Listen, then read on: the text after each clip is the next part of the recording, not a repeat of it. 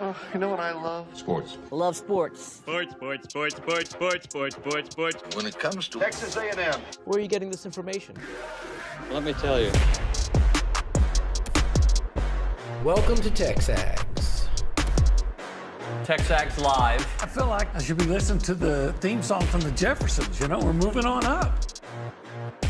We will develop men, we will graduate players, and we will win championships on the field. It's a blessing to be in the position, and we're just thankful to be here. We're thankful to have the opportunity to go out there and play in front of the 12 man. He is a guy that has gotten better and better and better. He's just got that dog in him. It's been special. The 12th man this past week was unbelievable. And this is a real program. It's not fake. This is a real place. And if you want to be really good at football, this is a really good place to be. You know, if I'm betting on anybody, it's the Aggies.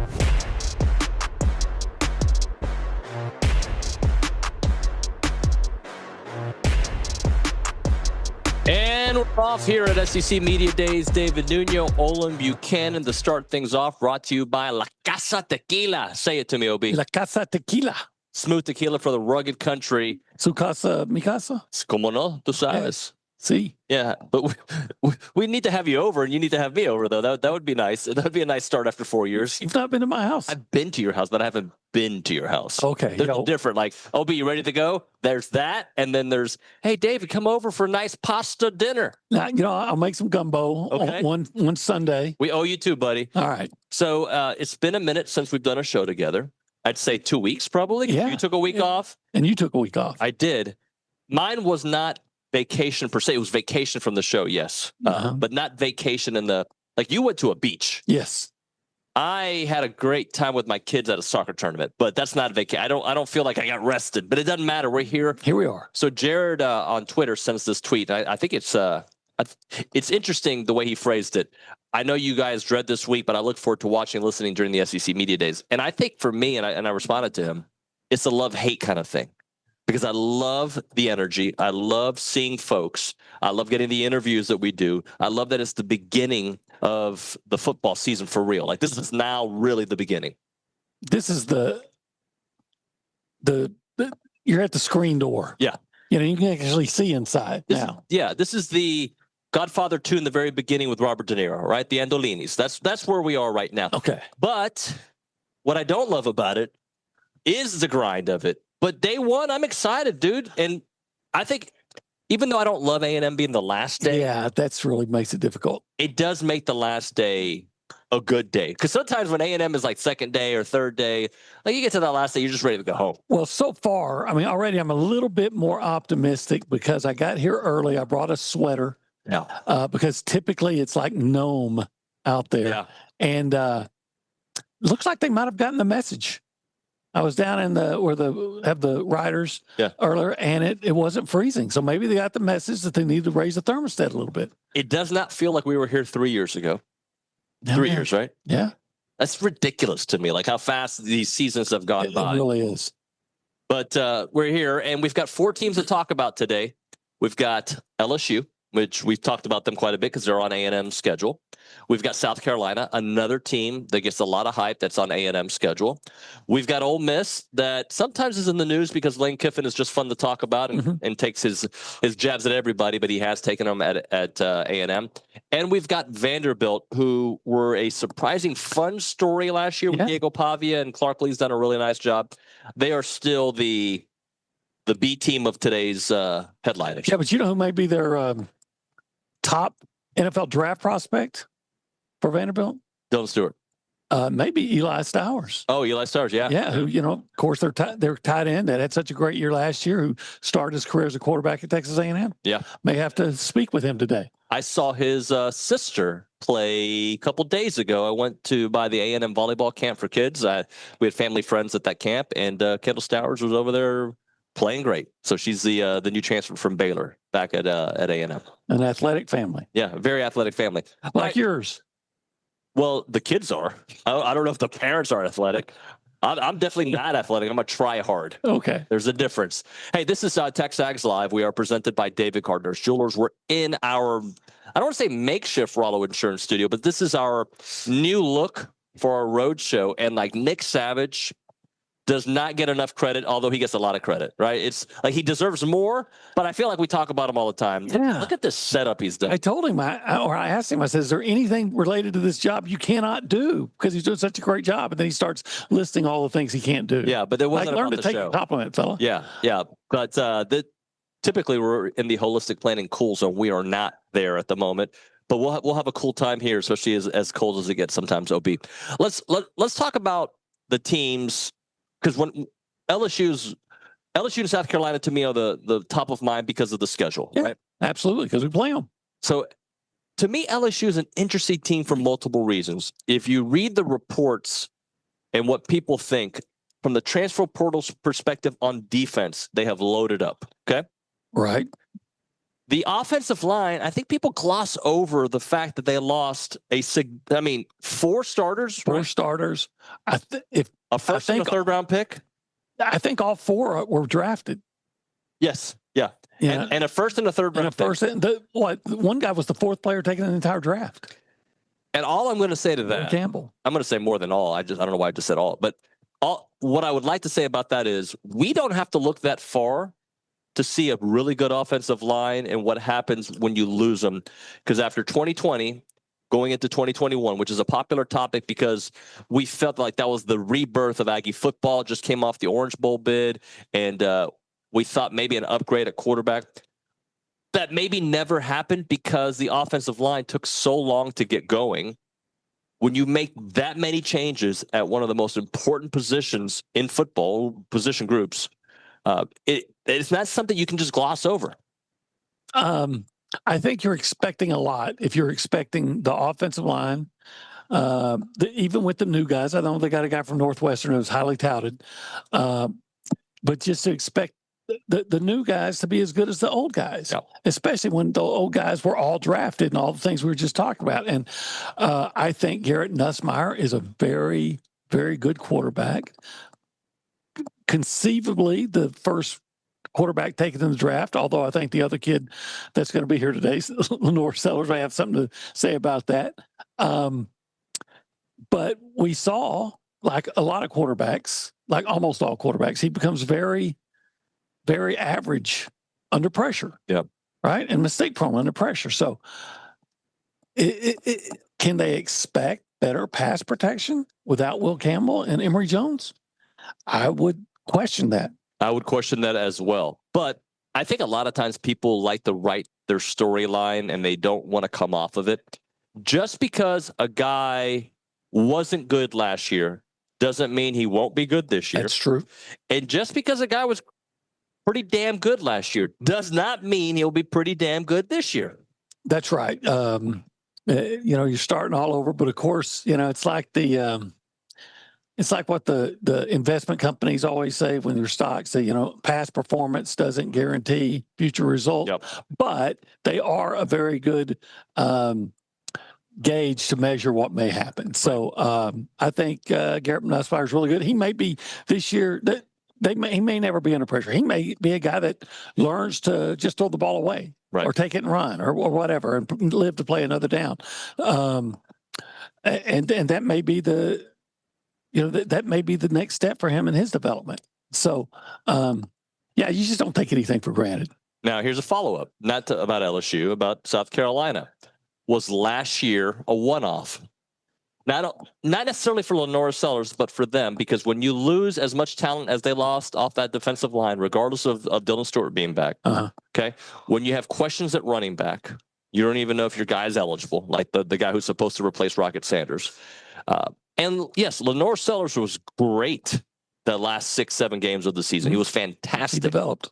But does that necessarily carry over? And is that enough to make them a team that can get into the college football playoffs? No, you're going to have a lot more. And I'll tell you why. And I'll give a Texas A&M example is Reggie McNeil.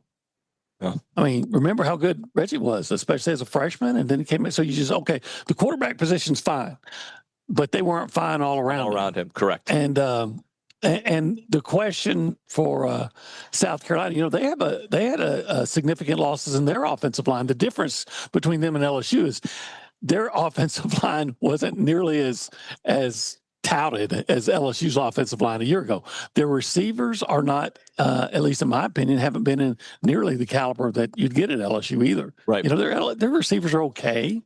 I mean, Nick Harbor's probably their most productive receiver that's back. I may be wrong on that, but I'm talking about as a wideout. Yep. And he gets more attention based on the way he looks because he's a physical specimen than the actual performance on the field, right? Is that fair? That is very fair. And then we talk about the defense. Their defense was outstanding last year. The SEC Defensive Player of the Year. I cannot think of his name right now. Kennard. Yeah. I just thought of he's gone. Tonka Hemingway's gone. I think it was JT Sanders was those are defensive tackles. He's gone. Both of starting linebackers last year departed. They had some guys drafted. The one kid not even going to try Ema safety that was like a first or second round draft choice. You know, I mean, they've got huge shoes to fill on defense. So for South Carolina, maybe this year, Lenora Sellers, even if he's better, they may not be. It'd be interesting to see what an A&M transfer does there. Gabriel Brownlow-Dindy transferred to South Carolina. I always found him to be a very pleasant young man, and I hope he does well, just not against Texas A&M. Yeah, he does seem like a really nice guy, and he's really been, because of injuries, he's had minimal production. Yeah. Minimal. By the way, speaking of SEC Media Days, we're going to be having quite a few guests throughout the week. It is a little quiet this morning here, isn't it? Like I don't see as much people and buzz as maybe it's because it's the Monday, it's the day one. Yeah, maybe. And maybe still early for some. Sankey just started speaking. But every now and then you do hear somebody go, oh, with the big radio voice and screaming out. So maybe we'll get more of that. Yeah. Or maybe it's just because we're tucked in the corner. We're in a maybe corner, we're not hearing everything. Yeah. And what you don't want to put who in the corner? Baby. Yeah, you don't want to put baby in the corner. Yeah, baby. So on the show today, so far, and it's going to be loaded with guests, but so far, this is what we have confirmed. We're going to have SEC Mike on the program. We're going to have Jake Crain on the program. We're going to have Trey Wallace on the program. We've got Billy Liucci on the program. That might be it for right now, but we are going to be adding folks throughout the show. We'll get some insiders from all the teams as well. So that's what we have. All right, so, Ole Miss. We move now to Ole Miss. I think the question with Ole Miss is, are they better or worse? And I think they're going to be worse, but without the talent that they had last year. Last year, I think they underperformed based on what their expectations were based on that roster with an expanded playoff. They didn't make the playoffs. They were good. They weren't what people expected. Yet all Lane Kiffin has done at Ole Miss is pretty much win 10 games. Yeah. They had that loss against Kentucky, and that knocked them out. And it's one of those things. You got to be in the SEC, no matter how much your opponent is struggling. You got to be ready to play every day, and they weren't ready to play that week. I guess, the feeling is Austin Simmons is going to be an adequate replacement for I'm having those senior moments. Jackson Dart, who was a second-round pick in the draft? Second or third, yeah. And is it Trey Moore? Yep. The receiver, he was so good. And, not having him there, those are some big shoes to fill. And, of course, Walter Nolan's gone from that defense. They still have good players on defense. But I don't know. I'm to that point with Lane Kiffin to feel like he figures out a way. So I don't know. He's a really good coach. He really is. You may not like him. You may know he's got some issues, right? But the guy has been very productive at Ole Miss. Extremely productive. Yeah, I would guess that they're going to figure out a way to win 9 games. Yeah. Just because he's done that so consistently. And then Vandy, okay? Can they redo what they did last year with Pavia coming back and Stowers being there? And Clark Lee I think Clark Lee is a really good coach. The best coach they've had since James Franklin, right? Yeah. I think what Clark Lee does is he understands their limitations. And I think their whole idea is to try to get a very positive, 6-yard gain on first down. Yep. And then see if they can't find 4 more yards on the next 3 downs and keep the ball and shorten the game and, play ball control. Yeah. And when you have a a quarterback like Pavia who just seems to make plays. You know, it's like one of those guys. I've seen him on 3rd and 3, gain 4, you know, need a little bit more yards. He, you know, completes that difficult pass. Sometimes it's to Eli Stowers. I remember he had that big touchdown pass just against Alabama last year that was just so perfectly thrown. You know, he's just a playmaker. He is a playmaker. And say they rely heavily on him and Eli, but I have to admit, you know, I go in and I'm always questioning Vanderbilt because they're Vanderbilt, and I'm always thinking, hey, yeah, let's see if you can get to 6 wins. I think last year 7. I don't know if they're going to sneak up on anybody this year, but hey, they may be better than they were last year. They might be. I'm going to play a game with you before we hit a break. Okay. I'm going to ask you what we think, and this is easy, short answers, right? But I'm going to ask you what you think the A&M question marks are. Mm-hmm. And then I'm going to tell you an article that I read that talked about what they believe A&M's question marks. And there's no wrong answer in this. Right. I just think sometimes there's a perspective that's like from the inside, and then from the outside, they sometimes bring up points that maybe I didn't see because I was too close, or I can counter, I don't really think you're seeing it the way we're seeing it. Okay. Question marks. Give me 2 or 3 real questions about A&M. Okay. Well, you know, how much better is Marcel Reed going to get? Yep. They're going to be able to play better pass coverage. Are they going to have a pass rush? And can you avoid giving up the big running play consistently? So basically the defense, but defense and Marcel's improvement, or what level of improvement? If I were to list my 2 or 3 questions, I would say, where does Marcel take his game? What does the defensive line become without those big names that were on it? Can they be better? Will they be worse? At times they struggled last year, and that would probably be my 2. And defensive backs, right? Yeah. Like, do they take a step? Yeah, you can't hear what Mike Elko said last year in Vegas after that game, and just ignore that. And then a national publication. Are you familiar with ESPN? Yeah, I've heard of them. Yeah, they had an article with questions, areas of concern for every team in their top 25. And their area of concern, and it wasn't a big area of concern, but their area of concern was wide receiver. And I understand the why. They talk about Noah Thomas not being there, and last year not being a great wide receiving room, except for Noah being pretty good for A&M. My response to that is, yeah, but they do have to prove it. Mm-hmm. That is a fact, just like every other team. But if you're going to give the benefit of the doubt for other teams, LSU adding these players to their defense, let's give the benefit of the doubt to A&M adding these players to their wide receiver room, because Mario Craver is going to be a player and has shown in limited time he could be a big-time receiver. Yeah. Casey Concepcion has shown it for multiple years. Yes, he has. Okay, so and you know, we have to see Terry Bussey develop. There's, you know, Bethel Roman, Ashton Bethel Roman, right? So there's others. Isaiah Williams. But if we're going to give credit to other teams for adding 1 or 2 pieces to a room, you best do the same thing for Texas A&M. Well, you would think so. Look, it's funny because I was looking at. Are you familiar with the Lindy's publication? Of course. I think they had A&M ranked 2nd in the SEC in receiver room. Wow. It's all a matter of perspective and how you absorb information. Because again, this college football world that we're, every team's got like 20 to 30 new players. Yeah. And we're not talking freshmen. Right. Yeah, the transfer portal has, you know, made it interesting, if nothing else.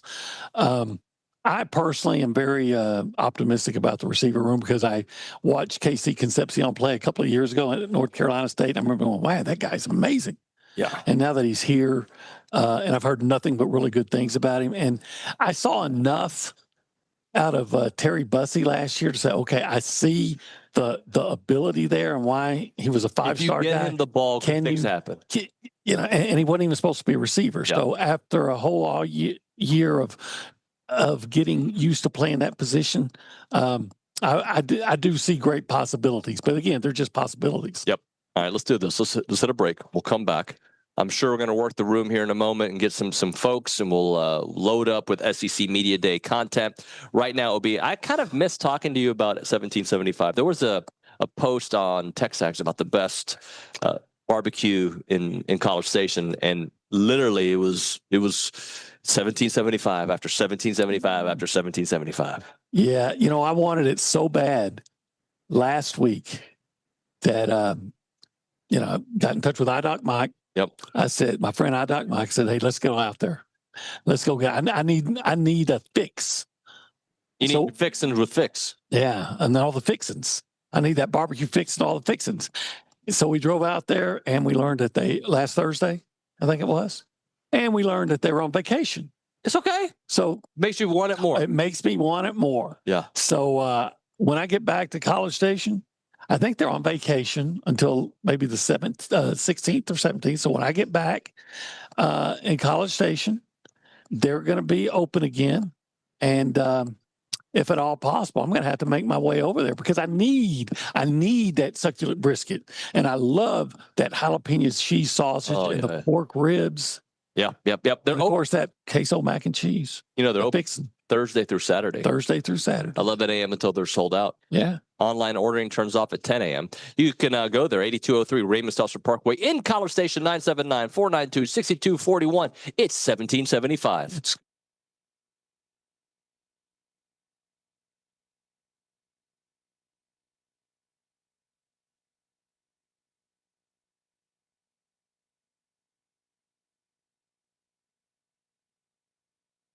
All right, guys, let's talk about some new partners, Aggieland Hydration and Injectables. They're Aggie owned and operated. They are an mobile IV hydration company that was founded back in 2024. I met with Sheldon and Danny over the last week, and they're awesome people. They really know what they're doing. They're proud to serve Bryan College Station with awesome services like IV hydration, Botox, and even some weight loss options.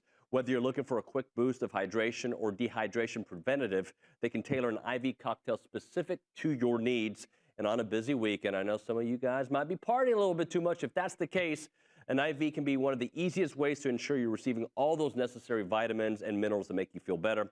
Their overall mission is to bring a more personalized and accessible wellness option to the broader range of clientele here in the Bryan College Station and Brazos Valley area. To book an appointment or inquire about it, just call them up or text them, 979-217-1561. Again, it's Aggieland Hydration and Injectables. Check them out. It's our friends at Aggieland Hydration and Injectables.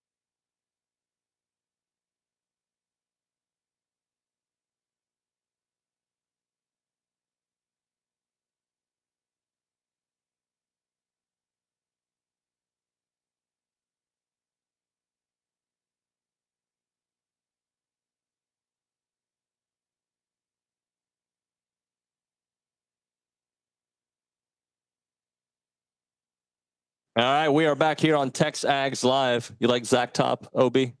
Who? Zach Top. I guess I'm not familiar. That's I Sleep Like a Baby song. I never lie. I could never hear that. Oh, you couldn't hear? It kept breaking up. Freaking Nick.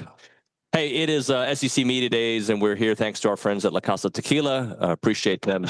La Casa. Yeah. How do you say it again? La Casa Tequila. It's TexAgs Live. It is. We are presented by David Gardner's Jewelers Rollo Insurance Studio. Don't forget to register for the 2025 TexAgs preseason kickoff, available to all premium and varsity subscribers. The registration link is in Billy's premium forum. The event is July 26th at the MSC. We're going to hear from a bunch of the head coaches across Texas A&M athletics, as well. We have athletes in attendance. If you'd like to sponsor a table at the event or donate an auction item, please email sponsors@texags.com and come kick off the 2025 season with us. All right, so Sankey talking. What do you think Sankey's talking about today? I'm sure he'll talk about, well, first of all, he always gives kind of a state of the union of the SEC, right? Yep. And he'll probably talk about the question about how many teams the SEC wants to get into the playoffs in the future. They want 4 teams, a guaranteed 4 teams. And then they'll talk about the 9-game schedule or the 8-game schedule and all the things that we've rehashed. He'll talk about NIL. Yep. And all those things that we've rehashed over and over. And he'll make references to 1960s music. I would like to also bring up the fact that when they talk about the 9-game schedule, the 9-game schedule and the SEC teams only playing 8, and it's easier, and they get these cupcakes.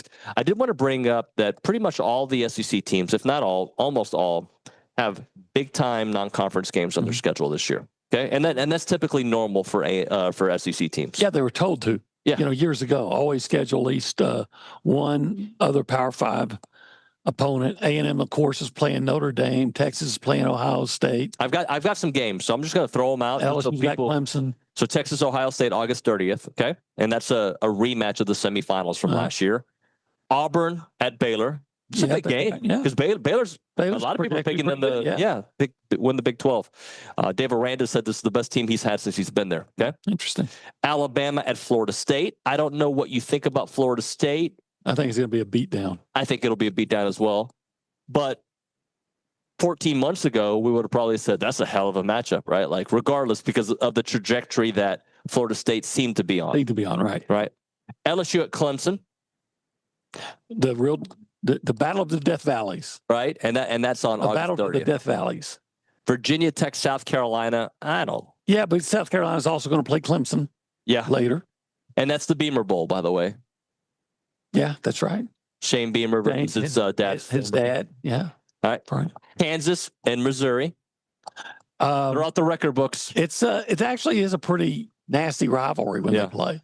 It's a pillow fight, typically. Sounds fun. Arizona State at Mississippi State.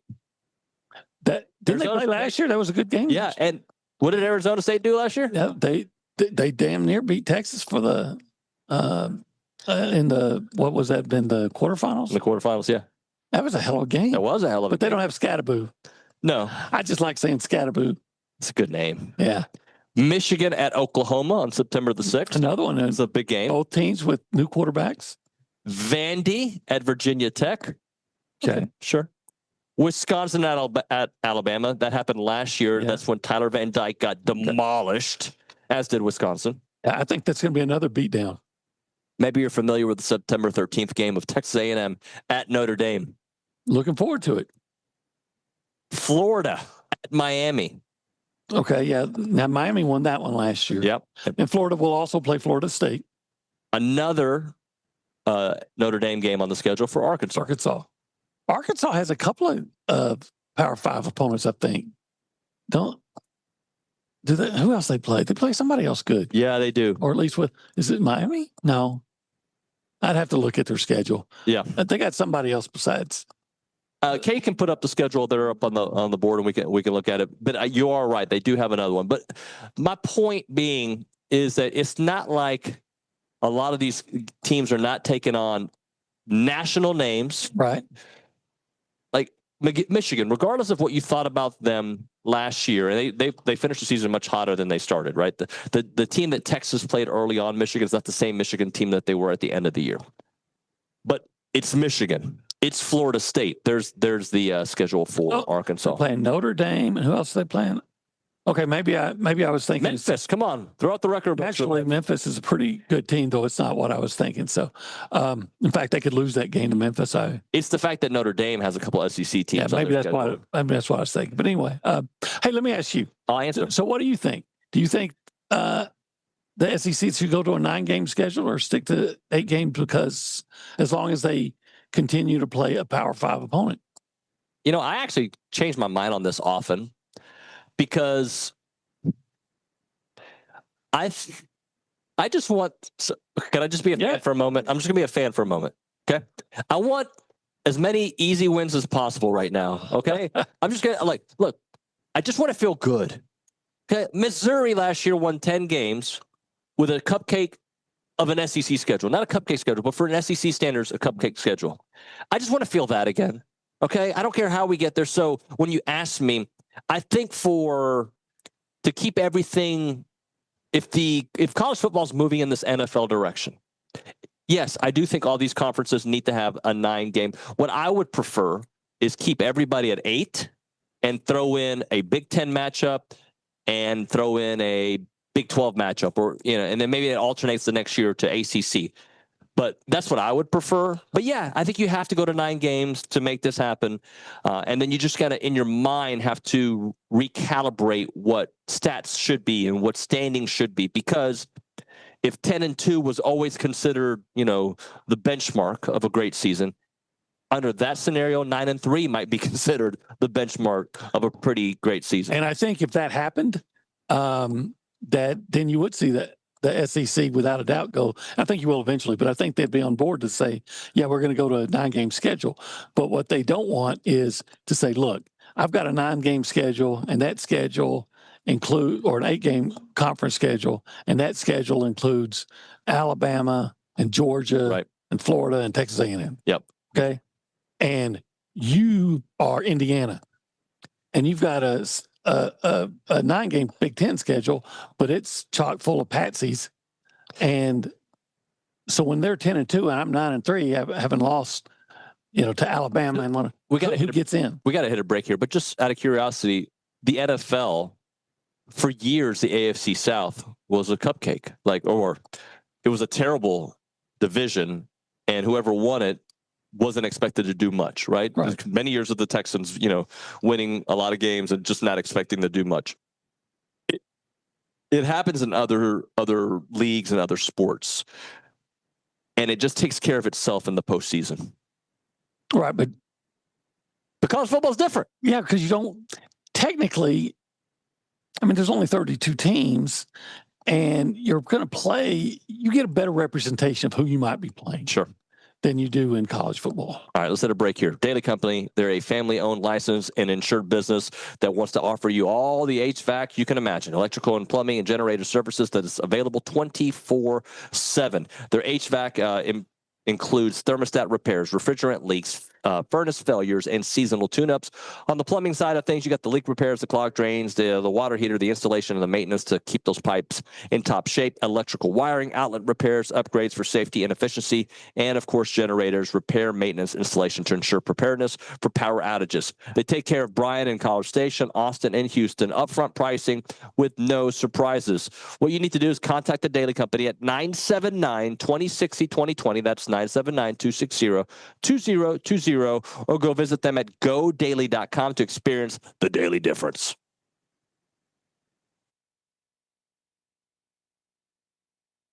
Hey everyone, David Nuño and Olin Buchanan and OB. Typically we start off the show in this section, and we call it the Holistic Planning Cool The cool zone, yeah. It's pretty cool. What do we know about holistic planning? Well, a lot of cool stuff. For instance, holistic planning can help you with your investments. I love that. They can help you with your taxes. So I don't like paying taxes. You get that money from your investments, and they keep it. They'll help you keep it away from the government. Yep. Not all of it, but more of it. And then they'll even help you with your estate planning. When you're old like me, you got to make sure some of that money you made is there for when you want to retire and just enjoy the rest of your life. You want your estate to be planned, but they also do something else. Yeah. Well, if you are like, say, a sports fan, and you've always wanted to, everybody watching us, right? Yeah.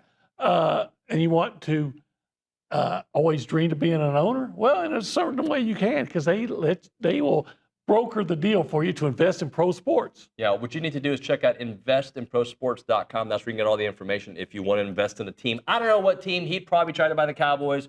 I'd try to buy a lot of the Houston teams. Whatever it may be, investinprosports.com. It is holistic planning, and we love hanging out at the Holistic Planning Cool Zone.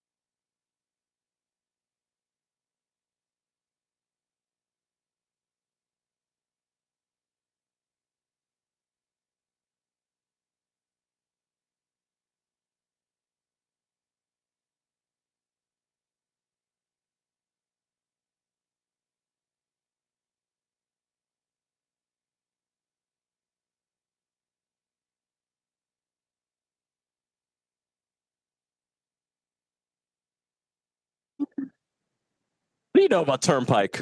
I know that song. Good for you, buddy. Turnpike Troubadours. Yeah. Heck yeah. Oh, but yeah, you went to Troubadour Festival though, right? Yeah, but that doesn't mean they're there. No, I think they were there last year or 2 years ago. Were they? Maybe I'm making They that weren't up. there last year. I'm making stuff up. I don't know. It's TexAgs Live. You knew that. Yeah, I knew that. We're presented by David Gardner's Jewelers. You knew that as well. Uh-huh. We're in the Rollo Insurance Studio. I knew that too. And this is SEC Media Days 2025. I know it very well. Brought to you by Trivia Question. Why are you putting me on the spot like La that? Casa Tequila. La Casa Tequila. Anyway, just found out Cole Cubelic's going to be joining us 10:35 Central Time. It is, bro, the time zone thing for doing a show is off. Well, I keep my life on Central Time when I travel for show reasons. Sure. But then when you talk to people, you don't know like Cole was talking to me in Central Time, even though I think in Central Time, I thought he was talking in Eastern time because we're in an Eastern time zone. So we have to say ET-CT. Yes, we do. Got a question for you. Okay. What is an acceptable amount of time for a coach/program to make the playoffs? Okay. And when I say that, I'm not talking about South Carolina. Okay. Even though there's talk about, hey, Beamer could get there this year. I'm talking about LSU. I'm talking about A&M. I'm talking about the perceived upper echelon. And I know that A&M's been 8-4 and 7-5 the last couple. I'm just saying teams that had the resources, the expectations, and hire a coach to do it. What is the acceptable amount of time? And this is more a Brian Kelly question than anybody else. Yeah, I think it kind of depends on where the state of the program was when you took it over, right? So there could be a different answer. I think for a program like A&M and LSU, I would say 3 years. Okay, so if I remember correctly, LSU was 5-7 the year that Ed O. I might be wrong, but I think Ed O was fired, and they won. They beat A&M. Am I right about that? 5-7. That sounds right. That may be. Yeah, okay. It could be. And then he took them to the SEC championship game. Brian Kelly, they went 10-4. And they could have made the playoffs, but A&M did spoil that for them. It's in their Cheerios. Yeah, right? I love when that happens for them. Jalen Preston. So this is year 3 for Brian Kelly. Year 4. Year 4, excuse me. Year 4. So should that be... I think... yeah, that's right, because they had 2 years of Jaden Daniels, 1 year of Nuss. Yeah, year 4. It's year 4. Because last year, remember in Dallas, he was talking about, hey, this is year 3. And, historically, my teams have been really good in year 3. And then they were good, but they weren't great by any means. I think that Brian Kelly is going to be under some pressure this year to get in the playoff. If he doesn't get into the playoffs this year. Well, I don't think he gets fired. Me neither. I don't know what his buyout is or anything like that, but I still don't think he gets fired unless it's a complete collapse. I don't see that happening. I don't think anybody does. I think, but I think he could be in the hot seat next year. All right, let's hit a break. Josh Pate is making his way. Thank you to Academy, by the way. We're going to chit-chat with him. It is TexAgs Live. My brother, what up?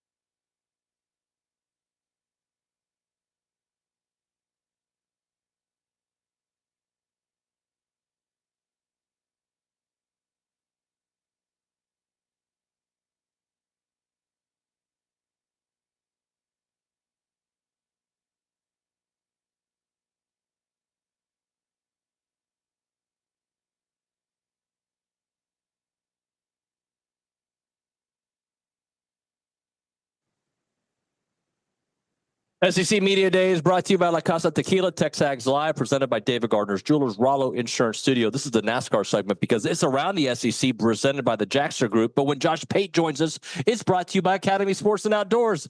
What's up, Josh? I feel like I should have worn a name tag. Just to put that big A for Academy. I'm good. How are we doing? It's the first hit of the first morning. I haven't even spit my gum out All yet. good, it's man. Terrible. All good. Hey, so first off, I gotta tell you, my wife thanks you. Okay, just continue, please. More context. I went to your wedding. Oh, okay. Right? Which, humble brag, and it's the first time, and I think maybe a decade, that I've danced. You did get out there. I did. And I didn't even get out there. Hate dancing, especially as a sober person. I don't drink at all. Right. And I just felt like such a freaking clown. I'm dancing. You got Billy dancing next to me. My wife's but she thanks you because it's been a long time. Great band you had, by the way. Dude, how about them? They were fantastic. That's what I remember, man. Yeah. And I'm like you, I don't drink. So as soon as we got done with everything on the rundown that I was required to do, you notice you didn't see me for a long time. Right. I just at my own wedding sort of faded in the distance. I went outside that big hell in a cell infrastructure we had. But yeah, you got good reviews. You got good reviews because the positive side of you and I being the only dry people at the event is no one really has good recollection of what happened. There's a blurry image of you doing something. That's about it. Yeah. If it was rap, I was out there. Sure. So there it is. You're about to make fun of it? I'm shocked that you don't dance, I thought you'd be doing that kind of Ricky Ricardo stuff. No, I don't. Mumbo or whatever. It's the big Cuban dance. No rhythm, bro. For real. I can do the hip hop, like the 50 Cent, I can do that. You can nod. Yeah, I can nod and move my hand like I'm spanking something. Sorry. Let's talk some college football, Josh. A lot Josh. of great sound bites so far. So this is the question I asked Obi a moment ago, and I'm going to ask you. What is the appropriate amount of time for expectations to make a playoff for a coach or a program? For instance, an upper echelon perceived program, LSU, A&M. Is it 3 years? Is it 4 years? I'm thinking Brian Kelly in this conversation. Yeah, for Kelly, it's a couple of years in. For Hugh Freeze, it's 3 years in. So a lot of it has to do with what you inherited, which I don't think many people choose to look at it that way. I think most people choose to look at it as, well, here are the resources they have. Elko deals with this. Elko, since he inherits a lot of resource, everybody thinks, well, it doesn't matter if you start where Kalen DeBoer is starting or Hugh Freeze is starting. Well, those two started in different galaxies in terms of their entry point. Likewise with Billy Napier when he took over Florida. I think people who understood how to assess the situation understood there's probably a little bit that needs to be torn down still, but when it gets done, it'll be all the way down to the studs, and they're going to have to, even if he knows what he's doing, they're going to have to build it from scratch. So with Kelly, it's kind of a mixed bag because some people around LSU will tell you, we left a really good situation there. Others will say, you left some talented athletes there, but in terms of culture, it rotted a little bit. My answer to that is, well, okay, take the first year and do whatever you need to do. But in the modern talent acquisition era, I think second year is when they reasonably start to expect some things. The third year, you should be at cruising altitude. You should be, I'm not saying you need to win a title by year 3 or anything, but when I look at you, I should have no doubt. I shouldn't be saying, well, give them a little more time in year 3. It's just in this day and age, there's no way. Understanding the demands and the expectation and the history at LSU, is Brian Kelly, let's fast forward to this time SEC next year, is he on the hot seat if they don't get into the playoff this year? Yeah, he is. Yeah, I was thinking about that. I was thinking about a few guys. Kelly was one of them who you would not term as being hot seat right now. Right. That are a year away from it. I think there are a lot of guys in college football that you would term like that. It's kind of a weird thing where if you do a hot seat list, I don't know how deep the list is really. I think it's very deep, full of guys that if they don't get a certain level of job done this year, then fill in the blank. Some of the other guys you're thinking? So Napier, I think, is one of them. Yeah. Again, he got himself off of it last year. But I think about. It's a little weirder conversation, but what if Alabama went 8-4 this year? Yeah, I don't expect them to. No. So I've not entertained that a whole lot. But what if they just don't get into the playoffs? What if they just slid back another game? A lot of close losses. What if that happened? I like Venables is there now. Hugh Freeze, I think, is there now, but there's a lot of argument about that sort of internally there. But I just wonder, like, how many people are immune to a 7-5 season? Because it's far more likely statistically that you incur one in today's SEC. So mathematically, the odds of you going 7-5 with a decent team have gone up. How many head coaches are immune to the impact of that, placing their name on the proverbial hot seat the following year? Josh, our audience obviously wants A&M to do 9-3 or better, right? That's what we want. But could it be a step in an okay direction if they do what a lot of people love to say, 8-4, 7-5, based on schedule, based on some of the changes, or no? Mike Elko, year 2, it's got to be better than 8-4. No, it needs to be better than 8-4. The caveat to that is, I mean, you and I have talked about this exact scenario before. 8-4 with 4 losses by a combined 15 points versus 9-3 with 3 blowouts. What signifies a better result as a program? Probably the 8-4. Okay, but it's impossible for us to know how that would go. So we've basically got to fly blind in July. You need to be 9-3. Now, here's the follow-up to that. That is using Preview Magazine logic. That's us looking at the depth chart and it's pristine. No one's hurt. So, like, there are, of course, scenarios like I remember Florida going to play Texas last year. Lagway's out. Right. Well, that game's over. So I could not have known that in the preseason. And then even when we get to the end of the season, Lagway's back healthy and they're one of the better teams in the country. And so you look back at the Texas game and everyone says, yeah, but on that. Right. Well, I mean, for all I know, Texas A&M has some stretch like that this year. On the flip side, your opponents could have a couple of stretches like that you're the beneficiary of. I think blindly, 9-3 is reasonable, but more so than that, I would say, okay, well, when I watch that team, if they go 8-4, if they go 9-3, is it the kind of product where I look at it and say, yep, tangible improvement, year 1 to year 2? Because if that's the case, even if it's 8-4, if that's the case and the wins are backloaded, like you finish strong, it's not happy, but it's acceptable, right? I guess. From the outside of College Station, college football analyst perspective, what would you look at and say this is the key for A&M to go to make that improvement and become a 9-3 or 10 or better? Yeah. So I think you guys would agree with me that at their best, they are capable of having one of the best ground games in college football this year. So that needs to be the case, but also, like, I still think defensive personnel in this sport has still not fully come back to the middle, so to speak. Right. Like, there was a really, really violent shift to account for all the RPO stuff, all the spread stuff, linebackers that used to be 255 are now 215. And so, like, I look at A&M, and if you do nothing more, and this is like minimum baseline stuff, but if we sit A&M on the table here and it's nothing more than a dominant ground and pound ball control plus turnover type football team this year that plays dependable defense, well, that's an identity. And you're playing a sport where how many times do we get to Halloween and one of your biggest criticisms of a team is, I don't know what their identity is. They're so Jekyll and Hyde. I mean, they threw for 350 one week and 128 the next week. Sometimes they run it, sometimes they don't. If they can just do that, if they can establish the identity out of the gate, don't find it during the season. If that's established out of the gate, then stuff just works downstream of that. Now, the style of play that they're going to have to incorporate this year is going to put them in a ton of one-possession games. So I think the biggest key stat for A&M, and to an extent every team, but A&M especially this year, is if you could just tell me, like, their plus minus in one-possession games, that's their season, really. Last thing for you, when you look at the A&M's schedule and these perceived top teams, which one of those top teams, LSU, Notre Dame, Texas, if you want to throw in Florida, South Carolina, do you think has the biggest chance to have a drop-off from their preseason expectations? I'd say maybe South Carolina, because it's so quarterback dependent. Mm-hmm.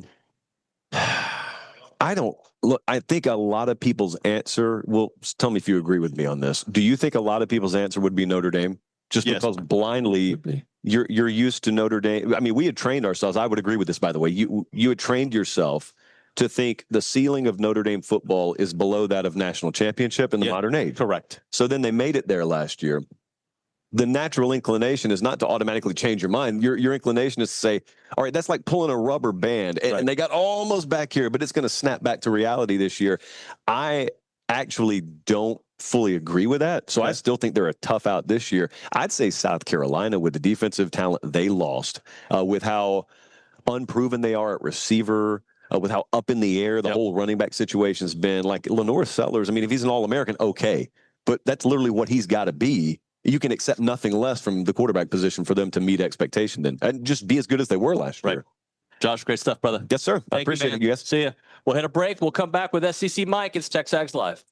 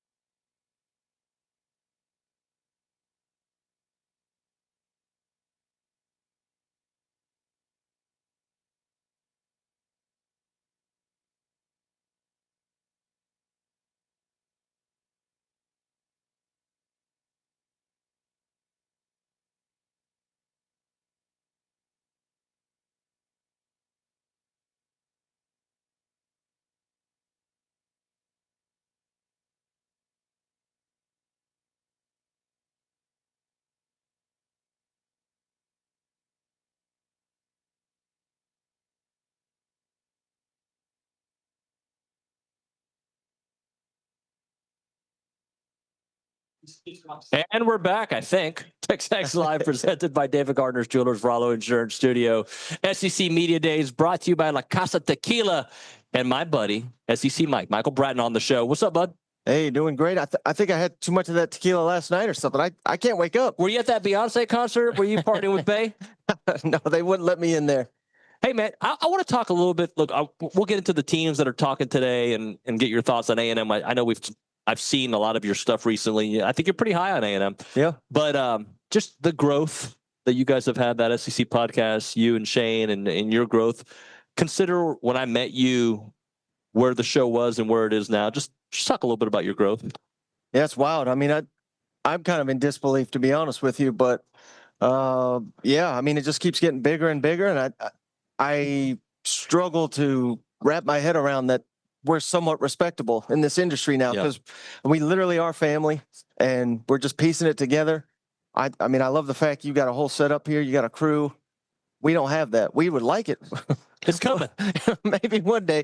But, yeah, I mean, we're just having a good time. And I think if you're honest and you have a good time, I think the audience really appreciates it. And that's all we try to do. Yeah, and you're honest about your takes. And then when you're wrong, and we're all wrong in this industry. I'm wrong a lot.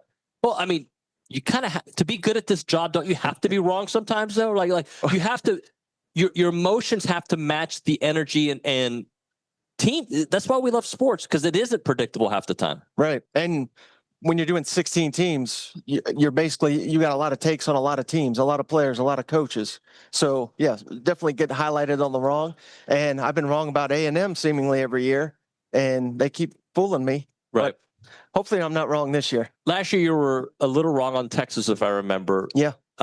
and sometimes I do this, and I don't do it on the air as much, but I do it in my head. I justify why I'm wrong. Well, that schedule was super easy for Texas. They didn't really play a good team until the end of the year. At the end of the day, it doesn't matter. They got to where they wanted to go, almost as far as they wanted to go. Yeah, but the funny thing is, like, all the Texas people have jumped on me because Texas' final record is was 13-3, I think, and A&M was 8-5, and I said A&M would finish higher than Texas.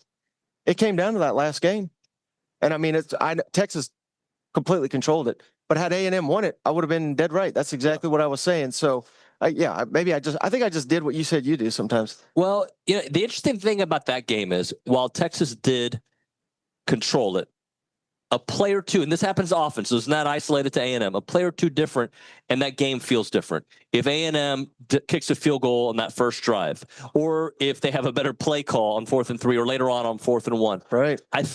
You could say the same thing on the Texas side, right? If they don't throw the pick six, I understand that, but I feel like that's been the narrative for A&M all these seasons. Well, if you don't lose 18 quarterbacks in 3 years, it wasn't 18, but it was damn near close, right? They kept on losing guys. So A&M seems to be one of those teams that if this doesn't happen, this would have. Eventually, you got to get past those ifs.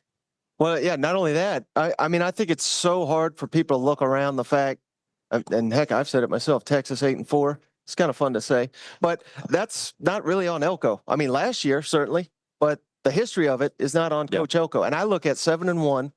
They were one of the hottest teams in the country, maybe the hottest in the conference. Now, yeah, they fell flat on their face, but Sarkisian didn't go 7-1, not his first year at Texas. Kiffin, who I think is one of the better coaches, Heupel, not even Nick Saban, not even Kirby Smart. Again, I'm not saying Mike Elko is better than those guys, but I think we kind of need to put our head in that space of just how far he took Texas A&M year one, and if they take a jump in year two, they will go to the college football playoff like I'm predicting them to do. All right, let's go back to the ifs, right? If Le'Veon Moss doesn't go down last year, then I think that season feels different today. Do you agree with that? Oh yeah, no doubt. I mean, that was a huge, huge loss for the Aggie offense last year, and man, but it's funny because we can highlight running backs. Everybody, I don't understand why everybody's like, not Aggies, but the rest of the SEC, they're down on Marcel Reed. I don't think he was the issue. I think the issue was the defense last year. Thank you for saying that. I've said this on the show often. To me, if you look at Marcel's numbers, they're very similar to DJ Lagway's. The only difference between those two is that Florida won their games at the end of the year, A&M didn't. And why did A&M lose those games? Marcel put them in position to beat the Auburn game multiple times. Okay, they had the possession. They had the lead with a minute left. Same with the USC game. Regardless of what you think about that bowl game, there's a couple of games right there that he put them in position to win games, and the defense let them down. If they get those two wins, schedule would look different if they beat Auburn. But then I think we're talking about Marcel differently. Yeah, I 100% agree with you. And you got to, obviously last year, he wasn't getting any of the first team reps. Now he's getting that.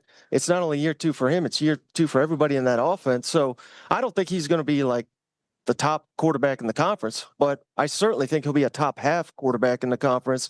And I think he's probably one of the most underrated in the entire country. Today, a lot of quarterbacks to discuss.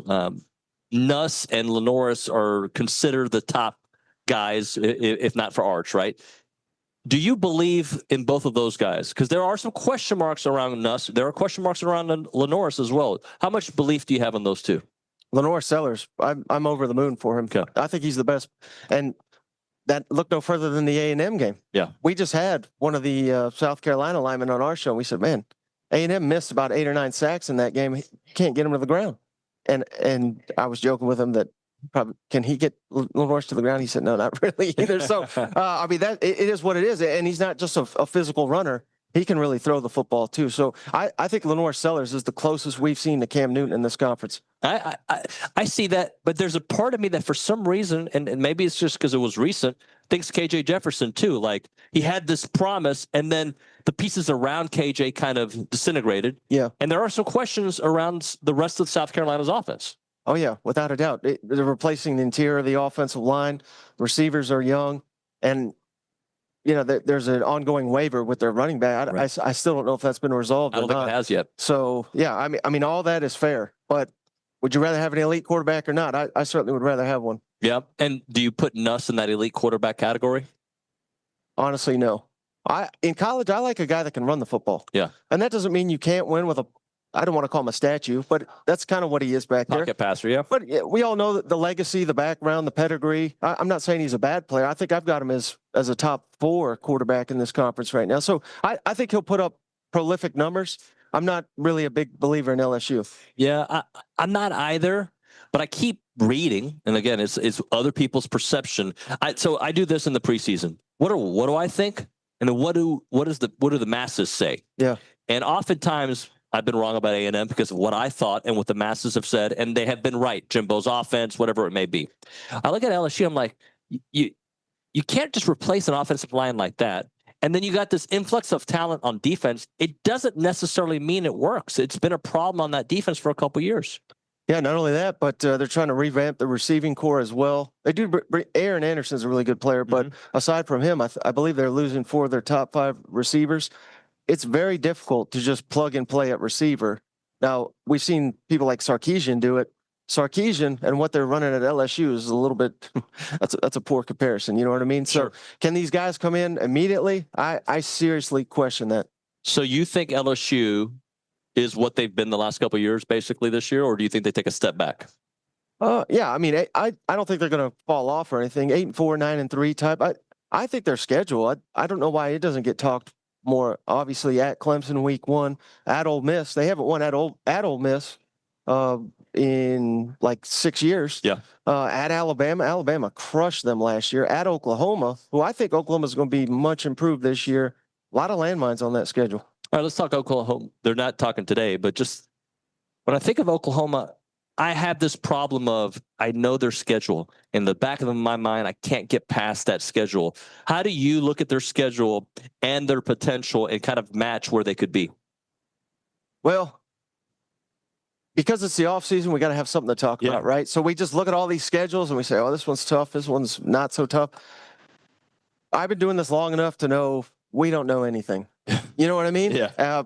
I mean, for all we know, A&M could go undefeated, and that's the best team in the conference. There's so many games that we perceive, like Auburn. I think Auburn's going to be a train wreck this year. So all of a sudden, is that a tough game for Oklahoma? I don't know. Michigan, really? First year with the quarterback. I thought the offensive coordinator Chip Lindsey, that's going to be a disaster too. So that's their week 2 game at home. Some of these games that look tough, I don't know that they really are, but. Man, if they just had a pulse on offense last year, I think they would have been a pretty good team. It was devastating. Particularly, I don't know if you saw the Missouri game, but it was one of the most awful displays of football I've ever seen in my life. Just dopey awful. And I think Oklahoma is going to win 8 games this year. All right, Missouri. Interesting team because of the success they've had last couple of years.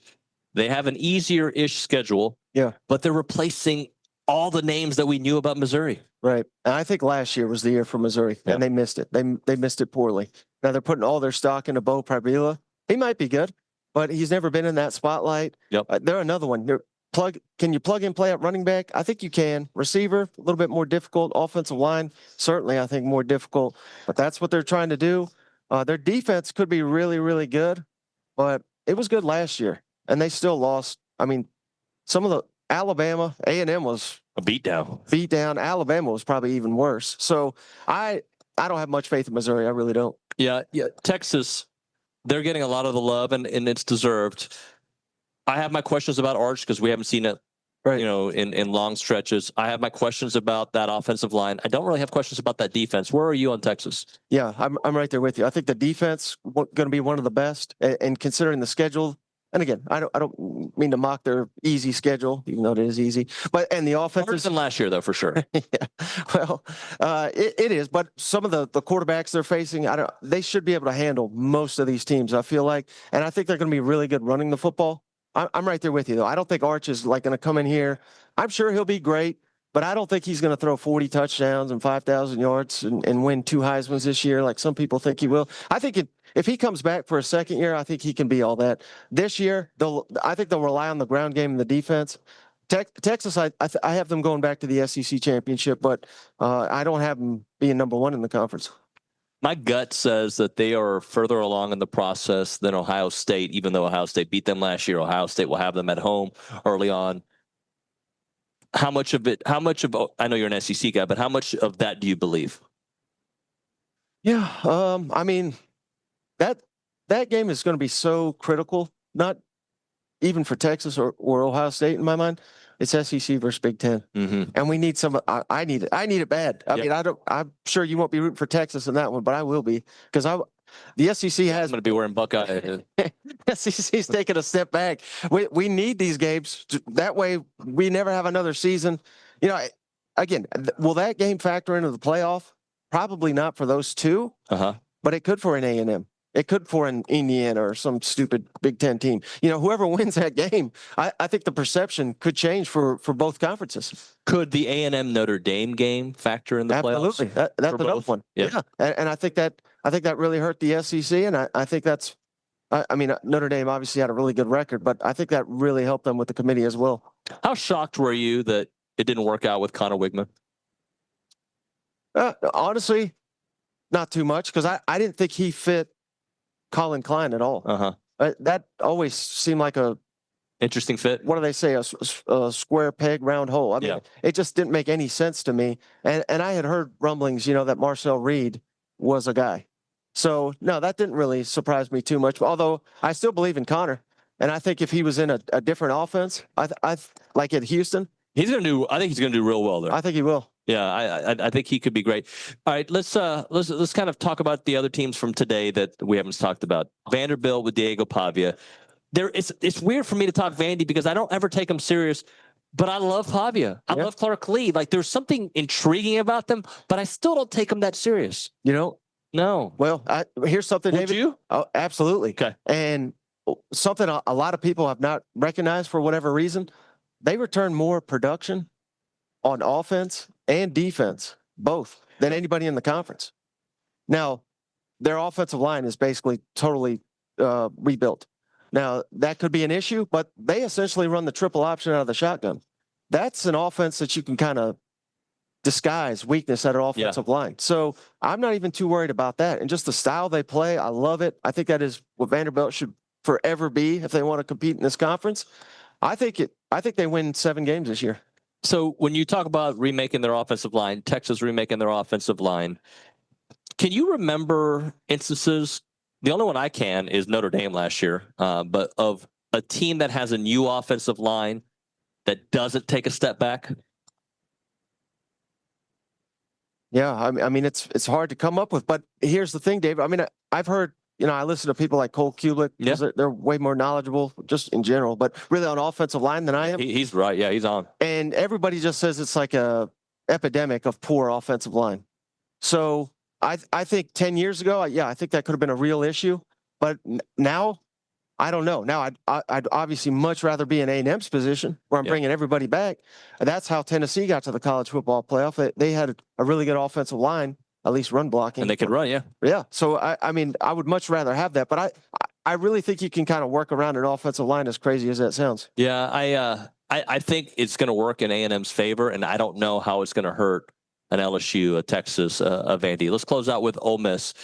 You said earlier you like Lane Kiffin as a coach. I think he's fantastic. Yeah. The things that bug me about him, I also love about him. It's a weird thing. Like when he's picking on A&M, I don't like it. But when he picks on everybody else, I love it. And the guy just wins. Yeah. Is he going to win this year? No. Well, I think this is what I keep telling Ole Miss fans, and it doesn't make them feel any better. Yeah. But if the day they hired Lane Kiffin, if you told them an 8-4 or maybe 9-3, that's your down year, every single one of them would have signed up for it. This is a down year. I referenced Vanderbilt bringing back most. Ole Miss is a complete opposite. They're dead last, offensive and defensive returning production. Yeah. Now, I know they hit the portal like crazy, portal king, yada, yada, yada. But, some of these fans, they think Austin Simmons is like twice the quarterback Jackson Dart is, who just went in the first round. Yeah. I mean, that's comical to me. And I'm sure Austin Simmons will be solid playing for Lane Kiffin. But, yeah, they're going to take a step back. More people didn't pay attention to how good that defense was. It was so good last year. I said Missouri missed. Ole Miss really missed. They had a top 5 team in the country. They could have won the national championship. They had the talent for it. They didn't even make the playoff. I mean, that's disgraceful. Mike, I appreciate your time, brother. Absolutely. Anytime. Thank you very much. We'll hit a break. We'll come back with Billy. He's on his way to the airport, so we'll chit-chat with Billy on the other side. Right now, though, we want to talk about our friends at Heritage Films. If you're not familiar with Chance McClain and his team out there, you're missing out. They have a lot of great products, but one of them is the Farm and Ranch Films. When it comes to preserving your family's ranch or legacy, it's not just about capturing those pretty pictures or the video that you put on Facebook Memories. It's about just understanding the essence of your land, transferring the values that you built your operation on for the generations that are going to inherit it. And Chance has done such a wonderful job of capturing these stories for all these farms and these ranches around the country. You need to reach out to him. He's done thousands of these interviews, and he also does family stories as well. We did it with my pops, who's going to be 95 here in a couple weeks, and we did it a couple years back, and it's been fantastic. I really appreciate Chance's friendship and all these videos he's done for many, many, many TexAgers, including my buddy Royce Hickman and others. You've got to check it out. The website is yourheritagefilm.com. Call them up, 713-893-8341, 713-893-8341 is Heritage Films.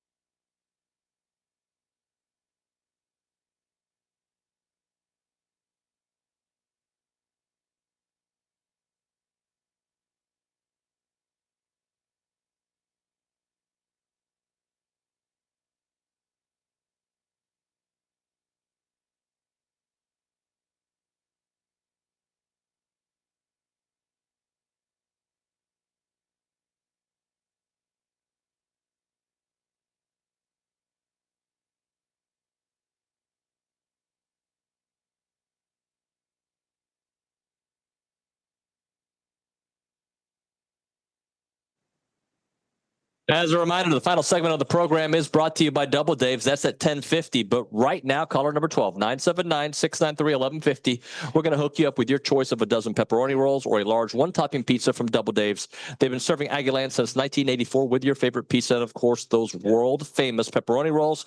Reliable in-house delivery, bringing piping hot goodness straight to your door. Just click on doubledaves.com, and your favorites are on their way. As a reminder, they are not open on Mondays. This TexAgs Live. We're presented by David Gardner's Jewelers in the Rollo Insurance Studio.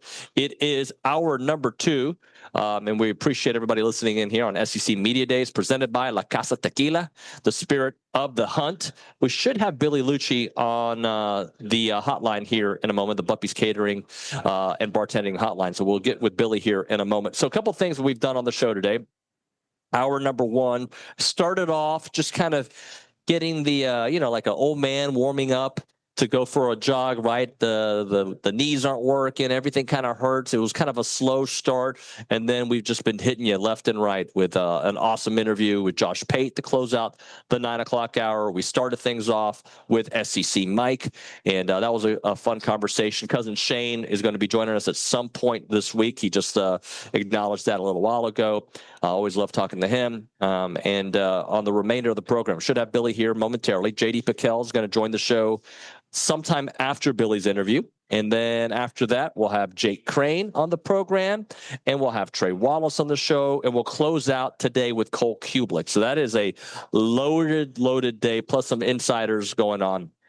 I think it's interesting, the different perspectives we've been getting today on, like, I think I still value, and I'm not saying that SEC Mike doesn't value it, but I still value a veteran offensive line over a makeshift, new, even with talent, offensive line. And I'm not saying that SEC Mike doesn't value it, but his point, and we'll ask Cole Cubelic on the show a little bit later, is maybe with offensive lines around the country not being as strong as we're used to, maybe it kind of doesn't impact as much of having a lack of an offensive line as having one, right? It's definitely a plus when you have it, but not having it maybe doesn't hurt you as much as it used to. I believe we have Billy Liucci on the Buppy's Catering and Bartending hotline. Billy, good morning, buddy.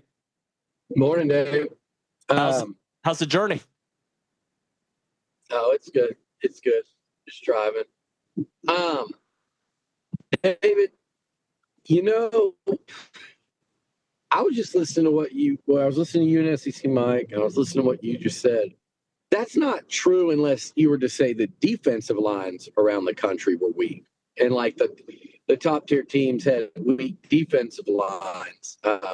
If they all had offensive lines or rebuilt or retooled or reloaded, whatever you want to call it, that's still advantage Texas A&M versus those other teams or any other team that has a strong OL. If all the defensive lines around the country suffered heavy losses and you could get by with an offensive line that was kind of learning on the job, learning as they go, even like a Notre Dame. We were so impressed with them last year at Kyle Field, that rebuilt unit, until they got their asses kicked by Northern Illinois a week later. And lucky for Notre Dame, they played a laughably weak schedule after the Aggies to be able to just kind of get better as the season wore on, and they were really good by season's end. And now, unfortunately, that's what the Aggies are going to have to face in South Bend. Oh, by the way, with a rebuilt defensive line, A&M is one of those teams that's having to build back up. But for teams like Texas or anybody else with high O-line turnover, the SEC ain't the league that you really want to have that in ever. And it does affect you. It should affect you. Talking to Billy Liucci here on TexAgs Live, presented by David Gardner's Jewelers Rollo Insurance Studio. I agree with you, Billy, and I think the strength of A&M will be that offensive line because of how they're going to use Marcel Reed and how they're going to use that very talented backfield. If you told me Nuss had the offensive line that A&M had, then I would buy the hype on Nuss. But he doesn't have that offensive line. He doesn't have last year's offensive line. So I'm quite curious to see how he holds up with all these expectations as one of the top 3 quarterbacks in the SEC. Yeah, Nussmeier's really interesting. The more I watch this offseason and watch some of these games, the more I see that Nussmeier's probably the best passer CC.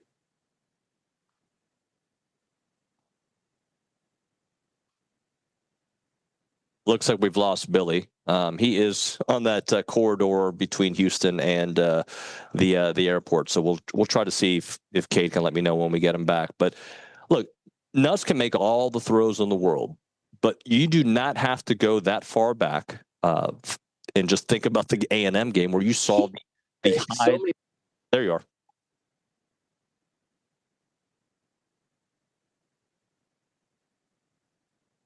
The more I am sold on Lenore Sellers.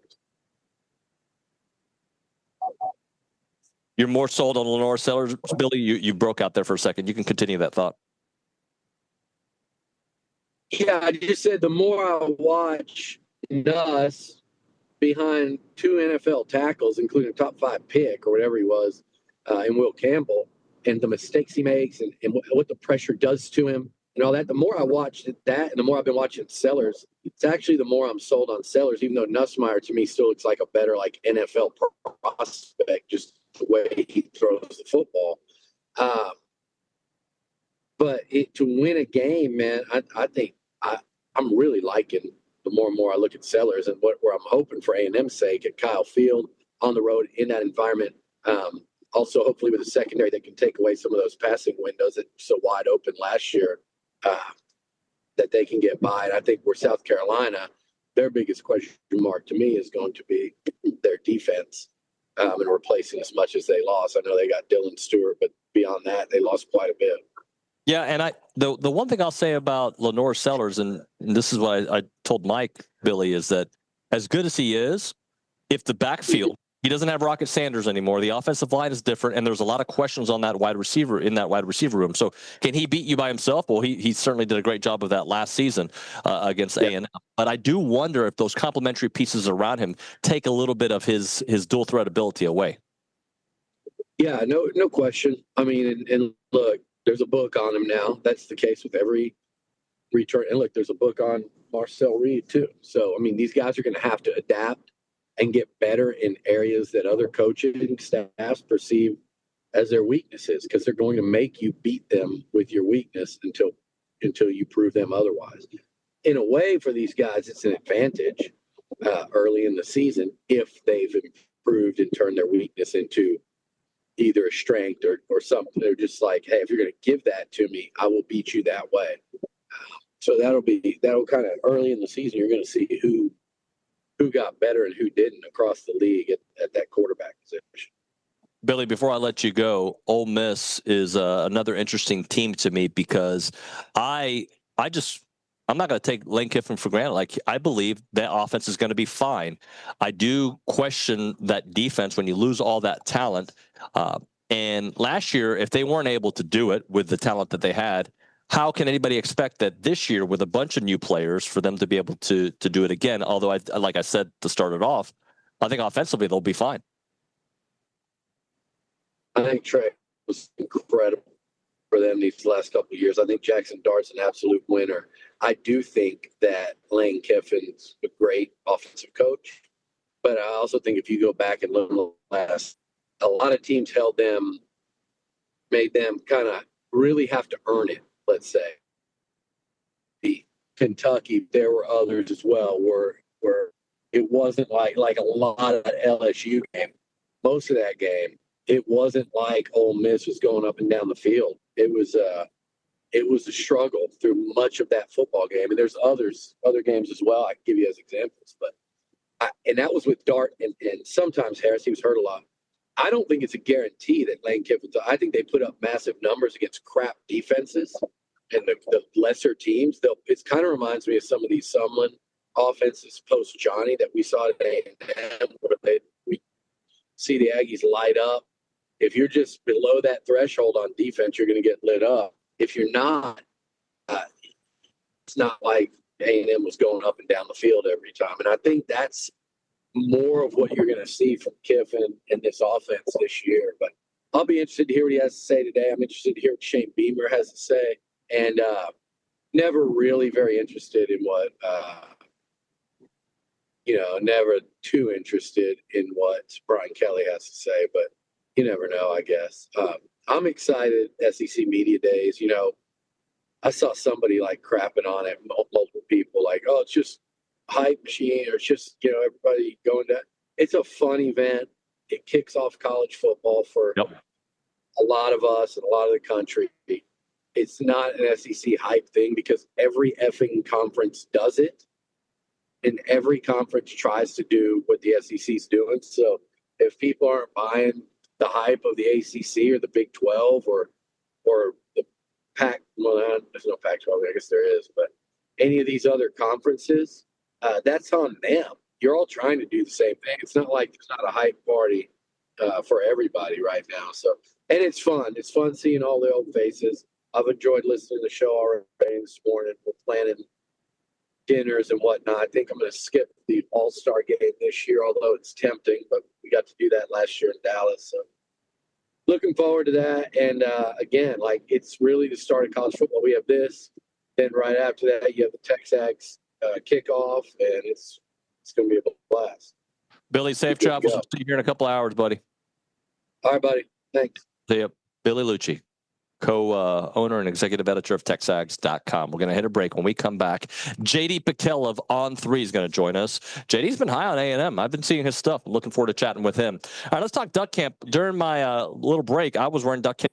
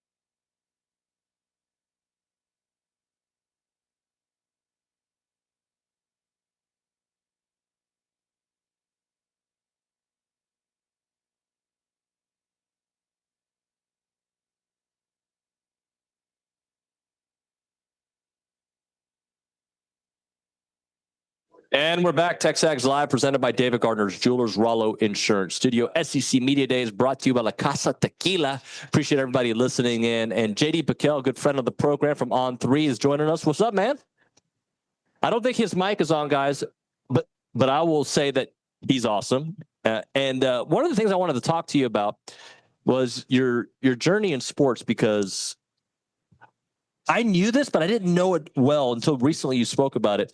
You spent some time in College Station working at KPTX, so you are familiar with Bryan College Station. It wasn't a very long time, but you were there for a bit. I would say I'm conversational. I wouldn't say I'm fluent when it comes to like the College Station, Brazos County, and all that. Hola, ¿qué tal? And you leave it at that. Right? Exactly. I know how to get on the Wi-Fi. But no, great people at KPTX, and was super grateful they got me a job during COVID. I got to work with them, and ultimately wasn't my long-term route, but nothing but good things to say about KBTX and College Station, and Untitled Chapter was a blast. I will say too, getting introduced to how dialed in the A&M fan base is at a base level was very, very cool for me. Well, if you think about your journey, that was what, 2020 you were saying during COVID? Yeah. To what you're doing now, like how did it take off so quickly? That's kind of you, man. So I've worked for another outlet that's a similar platform to what TexAgs is in Sick 'em 365. Well, I think they've since, I want to say, sold to Baylor. I could be off base there, but good folks there. Great folks there. But to make a long story short, retired from football at Baylor, was going to walk on and be a graduate transfer, finished up, and the SID at Baylor was like, hey, heard you want to do some media stuff. These guys are in media. Here's their number. They're going to reach out to you. Did a couple of post games. No idea if I was good or not, but they were kind enough to let me come in and continue to get reps and start a YouTube channel under their umbrella. So doesn't make a ton of sense how it all worked out. Super grateful it did, and no other job I'd rather be doing. Well, you do a really great job. Let's talk about A&M, because I feel that A, you talk about A&M often. Sure. And B, like when you talked about Swopey, who's a regular on the show, like, I don't know, it was a couple months back. It warmed my heart, because I feel like a lot of national folks don't think about him. They think about Mike Evans and Johnny. Swope was the guy, man. Yeah, that was a chapter, I feel like, for a lot of people that watched the Manziel season. He's a pretty integral character into that entire, like, he's the one catching that iconic touchdown against Alabama, as like your entire audience knows.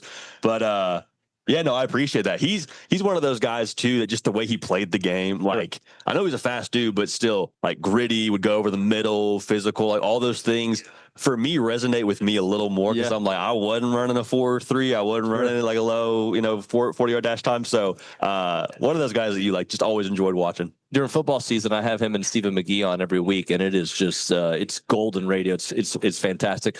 Let's talk about this year. So A&M, the questions that are out there, I think, are very fair. And I, as an insider who live and breathe this A&M content, I don't know who they are. I think I know who they can be. I don't know who they are. And the easy thing, they're 8-4, they're this and that. Yeah, that's an easy thing to say for sure. But I feel like Elko is building a monster. Am I too inside? I don't think so. And if you're too inside, I'm right there next to you. We're shoulder to shoulder. A&M's so polarizing, I think, because of the logo. I think the Jimbo Fisher era with how they've recruited people have crafted their own narrative. But when you actually take a step back and look at what they are right now, just to what you were saying, like Elko, I know he was at A&M previously. He wasn't a part of the Jimbo Fisher regime. Like he wasn't there, the head coach, when everything went how it went. Marcel Reed, he wasn't a part of that. And so I think people get very married to their ideas with logos, and quite honestly, their jokes. Texas 8-4, they're this, they're that. Like people just have jokes in social media era. Like that's what we're, I guess, kind of just all at the mercy of in some sense. But when you actually subtract the logo and look at what they have, it's like a team that was a game away from playing for the SEC title last year. That's top 10 returning production. That brings back a quarterback who was figuring it out on the fly last year. You didn't build your offense around, during camp. A coach who, what you just said, I think he's made of the right thing. So that there's so much there where I'm like, man, if we could just subtract the logo for a second, I think we'd be pretty excited about what A&M's going to be. I'm excited of what they can be. Where I hesitate is I got to know what the defensive line is going to be able to do. Okay. And I feel good about it. I don't feel great, but I feel good about it. I hesitate a little bit with the secondary. I feel better about the secondary going into this year than I did last year, or especially exiting the season, because they've made some changes and Coach Elko says, I'm going to take over this, right? So that's where I feel good. I think the wide receivers are going to be better, but there's still a question mark in that running back room, man. Like, I know Le'Veon's been in the news, but you have Le'Veon, you got Ruben, you got Amari, you got EJ Smith, you got a bunch of freshmen that can run. Like, I feel like if you stay to your brand, which they will, they're going to be just fine offensively. With a quarterback to add into that run game too, who we saw against LSU. I think defensively, tell me if I'm too trusting here, because I just, as a human being, try to live in the glass half full kind of mindset, right? I'm looking at A&M, looking at who their head coach is, and I'm like, okay, as long as that guy is calling the shots for this football team, I'm going to trust what he's going to do on the defensive side, especially as time progresses. Like, I think it's somewhat rare just in football, whether it's professional or college, when you have a coach who has a certain side of the ball he specializes in. I'm like, Marcus from Notre Dame, I don't care who they lost. I trust their defense. Sure. Elko at A&M, I trust the defense, especially as he gets more of his guys in there. So that's where I fall on this whole thing. If the defense is good, and I think that what they did getting Concepcion plus a Bussy, getting another year under his belt, plus Reed having the offense to him, just there's a lot of clues to me that start to add up where I'm like, man, I know it's July. I know it's talking season. We fall in love with our takes, but I'm like, man, I'm just sitting there and I'm having a hard time seeing why they wouldn't be a playoff team. Well, I'll give you the reason why please I would struggle putting them as a playoff team. Please. They haven't won a road game against a ranked opponent since, what was it, 2016? Maybe it was before that. I'm actually forgetting the year. It's been forever. Cool. Okay. You got 3 major top 10 level teams on your schedule on the road in Notre Dame, at LSU, and Texas. So I struggled there a little bit. Fair. That being said, if you win one of those 3, can you win all your home games? I think you can. Mm-hmm. Look, I have questions. There's 2 teams on the podium today that I have questions. I have questions about all teams, but I have questions about LSU. A lot of questions. They might be great, but I have a lot of questions about Nuss. I have a lot of questions about that offensive line. South Carolina, the pieces around Lenore Sellers aren't what they were last year. The defense is certainly not as good. And you got a question at running back. You got a question at wide receiver. So can you win your and then can DJ Lagway stay healthy for Florida, right? These are all games A&M's going to face.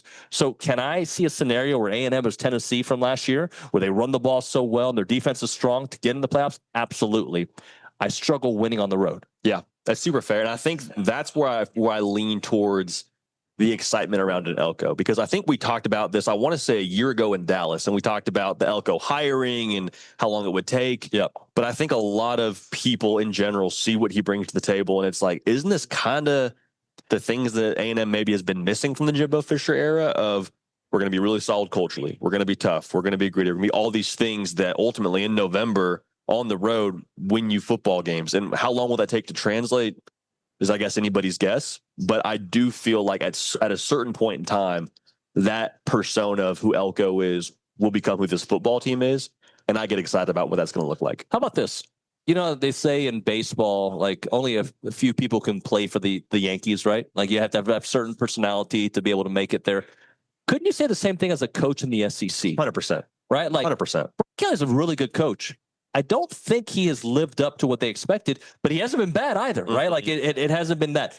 I don't know if this has to be the year, but this should be the year, right? For LSU? Yeah. Yeah, oh, without question. I mean, we were just up there in their media scrum prior to hitting Radio Row, and the amount of times they said the words national champion was, I thought that was maybe a thing they would say internally, but you got Whit Weeks talking about we all expect and, aspire to be national champions on this team. Brian Kelly saying the same thing. And so when that is where the goal is set at, that's intense. That's very intense. And I mean, I know that's what you signed up for in the SEC, but to go back to the A&M angle here, I was taken back when Elko gets announced as the head coach at A&M.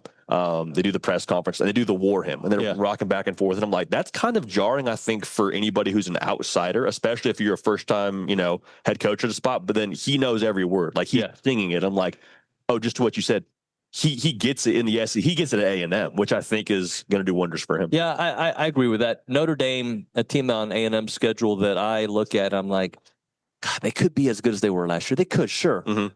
I just don't see it when you've got some pieces on the. I actually, let me rephrase this. I talked about that offensive line going into last season. Like, they can't be as good, and they were even better, Sure, especially against A&M. But that being said, new quarterback, offensive line questions, defensive line questions, and really the first couple of weeks of the season are going to test if this team has a chance for the playoffs or not with A&M, with Miami, and Arkansas all within the first 5 weeks of the season. Yeah, it's going to be, in terms of how their schedule is set up, it's one of the most inoptimal, if that's a word. It's one of the worst setups you could have. Suboptimal. Yeah, thank you. That's why I didn't work out at KBTX, man. You guys making up words on the air. I do it all the time. One of the worst, because you just what you said, breaking in a new quarterback, first game's on the road. I'm so fascinated to see what they are the week after Miami, where they have that bye week in between, and then they play A&M at home. Because if you're CJ Carr, let's say that you play awesome. Let's say you light it up against Miami, have a great day, 3 touchdowns, 300 yards, win the game. You got a full week now where you've never been in the spot being a starting quarterback. Yeah. Your name is trending on Twitter. Reese Davis and whoever's got you as a Heisman Trophy front runner, like, how do you handle all that success and positivity? Then you go play an A&M outfit. You're going to push you for 4 quarters. Same thing on the other way. If you struggle and you got to hear everybody talk about how you suck for a week, like, what hate space are you in? Conversely, I think a guy like Marcel Reed already went through that, where against LSU was amazing in that second half and thrust into that situation. And then A&M had their collapse at the end of the season. So even if Marcel comes out of that game throwing for 250 and rushing for 86 yards, a couple touchdowns, and they win convincingly, I think he's already gone down that exercise to know, all right, it's a new week next week. And you've been around him more, so I'd be curious to hear your take on this. I watched him against Florida, and I don't know the exact timeline as to when he was told, hey, Marcel, you're starting today. But I don't think it was, from what I understand, like a super long runway.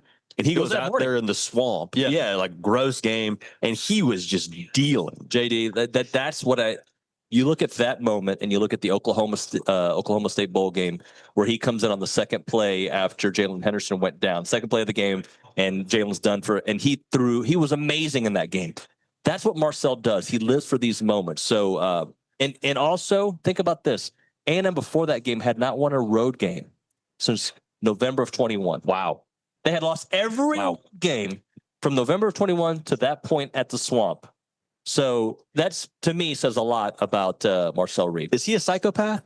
Like, I don't want to compare the two player-wise, because I'm like, the only other player I saw to that, I guess it was very early on in the season, but like throughout the entirety of the season, the only other player I saw be that casual in the Swamp was the very first game of the season, where Cam Ward's like borderline walking out of bounds. And I'm like, very, very different, but still, to have that presence about yourself, that's told me everything I need to know about that kid. Appreciate you, brother. Appreciate you, man. Gotta drop it there. Thank you so much, JD Pickell from On3. Check out his great work. Right now, a moment for Caldwell Country Chevrolet, Highway 21 in Caldwell, online, CaldwellCountryChevrolet.com. If you're a business owner and you're ready to take your operation to the next level, what you need to do is reach out to the great folks there at Caldwell Country Chevrolet. They have deals. They've got great customer service, and what they want to make sure that you know is they're going to take amazing care of you. They've got flatbed trucks. They've got medium-duty trucks. So they can handle those tough jobs, and they're a newly designated business elite dealer. They want to support local businesses, and they want to support you and Aggie Athletics. Remember, it's about a 15-minute drive, the edge of Bryan to the beginnings of Caldwell. Short conversation away, but you'll see the difference when you step on the lot and do business with the great people at Caldwell Country Chevrolet. Highway 21 in Caldwell, online, CaldwellCountryChevrolet.com.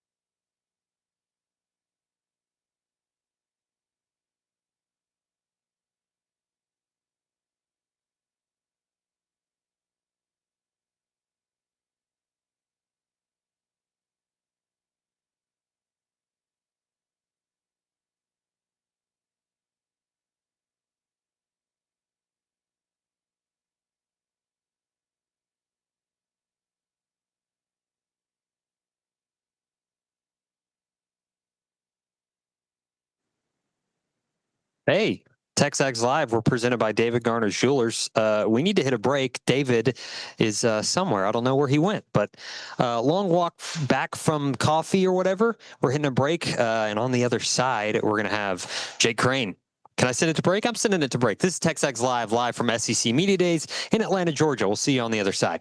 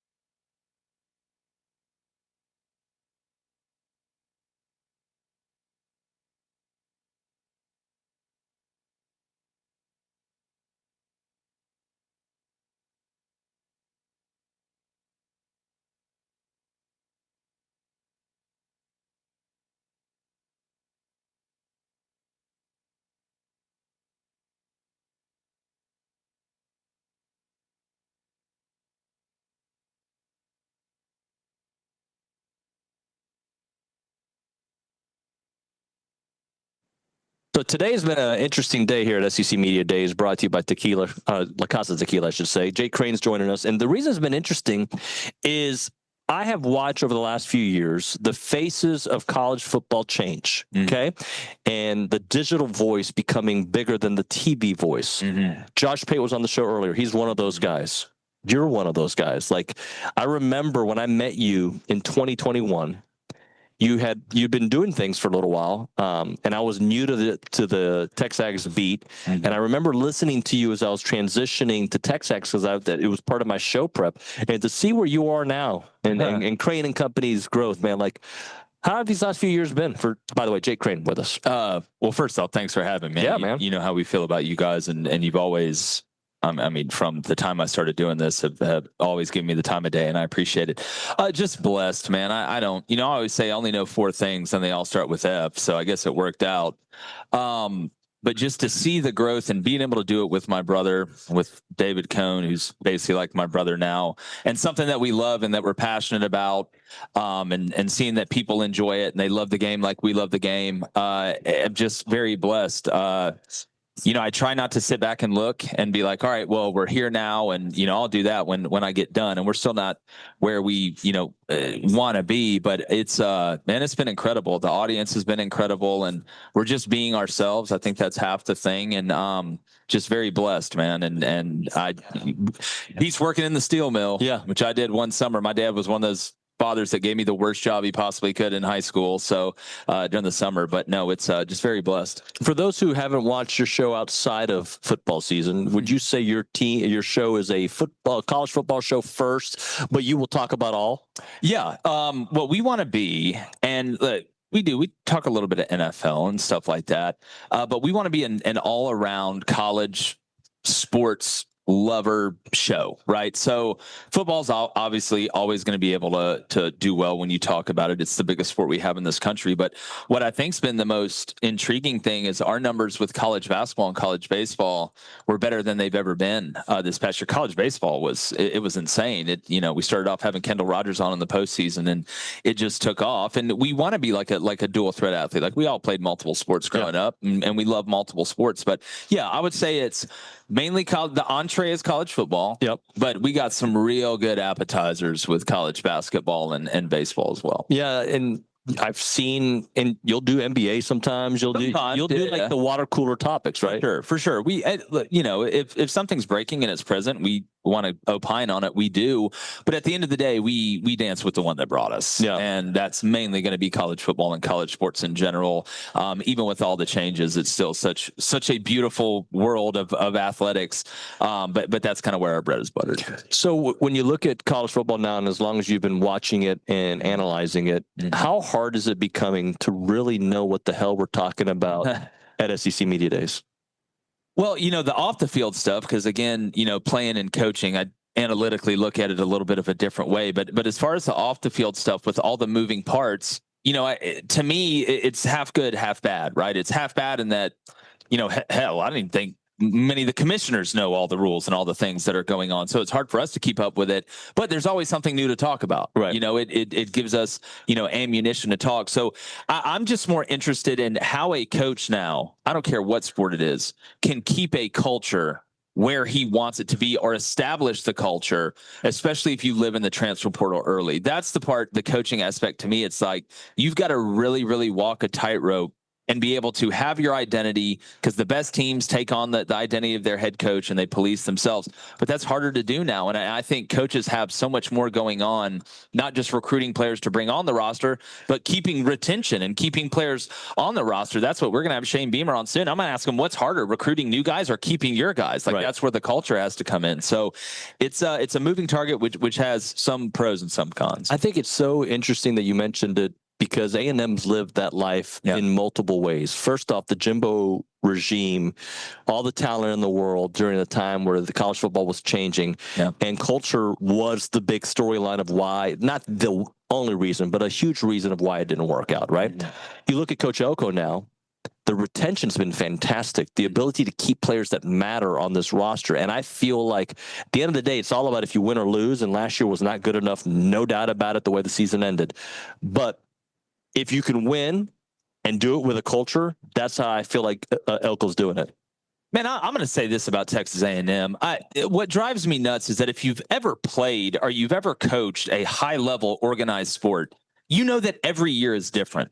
This is what and there's patterns, right? The 8-4 jokes with A&M and this, that, and the other. There's some coincidentally, you have a pattern of having a similar record for a while. But for people, and it drives me nuts when I see media people that I respect say it, because I know they don't believe it. They're like, oh, well, since A&M did this 2 years ago and last year, that they're going to be this year. It's totally different every year. There's new players, there's new coaches, there's a new schedule, right? You try and find ways to tweak things. And so when I look at somebody like Mike Elko, who's only been there a year, and I said this when he got hired, I think it's perfect for A&M, and I feel like I say this all the time with him, but his culture feels more like A&M to me, like gritty, and grinding it out and worrying about blocking and tackling, not having, disco balls in the coaching office, not turning it into a TMZ factory. Like Mike Elko is just about ball, and he gets guys in there that love ball and want to do the little things right. That's what's going to be the difference for Texas A&M, and nobody's talking about him. And you know what? I think it's great. I think that's exactly what Mike Elko wants. Everybody's talking about Arch Manning, and I've got a lot of respect for Arch, this, that, and the other. They're talking about Lenora Sellers. They're talking about DJ Lagway. Nobody's talking about Marcel Reed. And it just blows my mind that we're sitting here talking about guys that we haven't even seen play a lot. And yet you have a young guy that comes in last year in a big moment and does some really, really good things. He goes through ups and downs like normal, but I think that's how Mike Elko wants it. And so, when I come out and I'll say, what I believe about A&M, people are like, oh, well, here we go again with A&M's going to be pretty good this year. It just drives me nuts. But I think that's how Elko wants it. What is pretty good in your eyes? Like, what does that mean? Does that mean, again, knocking on the door of the playoffs or of an SEC championship? I think A&M's a legitimate contender to play in the SEC championship game. Do I think they're going to win the SEC championship? No, I don't. But if you play in that game, there's a good chance you're going to be in the playoff. And when I look at that schedule and I look at what I always ask is that the first thing people look at is they're like, all right, well, where are you best at? That's not the question you need to be asking about your team. It's where are we worst at? And when I look at A&M, I don't see a huge glaring weakness. I don't think they're more elite than anybody in a certain position group, but I look at A&M and I see balance, I see structure, I see depth, and I see a line of scrimmage that I know under a guy like Mike Elko is going to fight their guts out, and they're talented. It's just A&M hasn't been able to match up the purse and the power with the coach, and I feel like this is one of the times where the coach fits what A&M can give them, and they can put that Mega Ranger together. But I look at 9-3. I think the answer is probably somewhere in the middle, but I would not be shocked if A&M is 10-2. And people can sleep on them. That's fine. They can make all the 8-4 jokes. That's fine. But when they hired Mike Elko, it's like, all right, here we go. And I really, really believe that. The thing about their schedule that worries me, but also like every year's different. Like you cannot look at South Carolina the same way this year as you looked at them last year. It's another thing that drives me nuts. And then people will say, oh, well, that team wasn't very good last year, but they returned a lot of the players from last year. Well, okay. If my car doesn't work in 2024 and I keep it, it returns for 2025, but it doesn't drive. It doesn't help me. So yeah, again, and we have to do it, prognosticating the schedule, who we think is going to be good, who we think is going to be bad. But there's always surprises, good and bad. The way Florida ended last year, right? A lot of people had written them off in the beginning of the year. So, you make your best guess, and who knows? But just with everything being even, you feel like A&M has a schedule to this point that they should be able to navigate decently well and give themselves a chance at the end of the year. So when you talk about their weakness, and you mentioned not many, right? I feel like those weaknesses I'll bring up a couple. Yeah. I feel like you can potentially bump them up because of who the head coach is. Defensive line loses all those names. They weren't very good at the end of last year as a defensive line, but you've got Coach Elko's imprint, and the secondary was a huge problem. They've upgraded, and again, Coach Elko. Is that a fair assessment? I think so. And again, when you bring in talent like A&M does and has, you're obviously giving yourself the best chance possible. But I'll go back to the way that Elko gets a lot of juice out of the squeeze. So A&M should, on one hand, be able to bring in the most talented players and then get the most out of them. So the replacing names and this, that, or the other, I'm not as worried about that because I know the way this team is going to be built. I know the little things that they're going to do right. And the thing I think you'll see with Elko, and he has a track record of this, is if they have a problem the year before, he fixes it. Like he understands how to tweak things and change things within his own structure and identity to be able to do it. So all you did was put him at a golden egg location like Texas A&M that has the funds, right, that has the cachet, that plays in the SEC.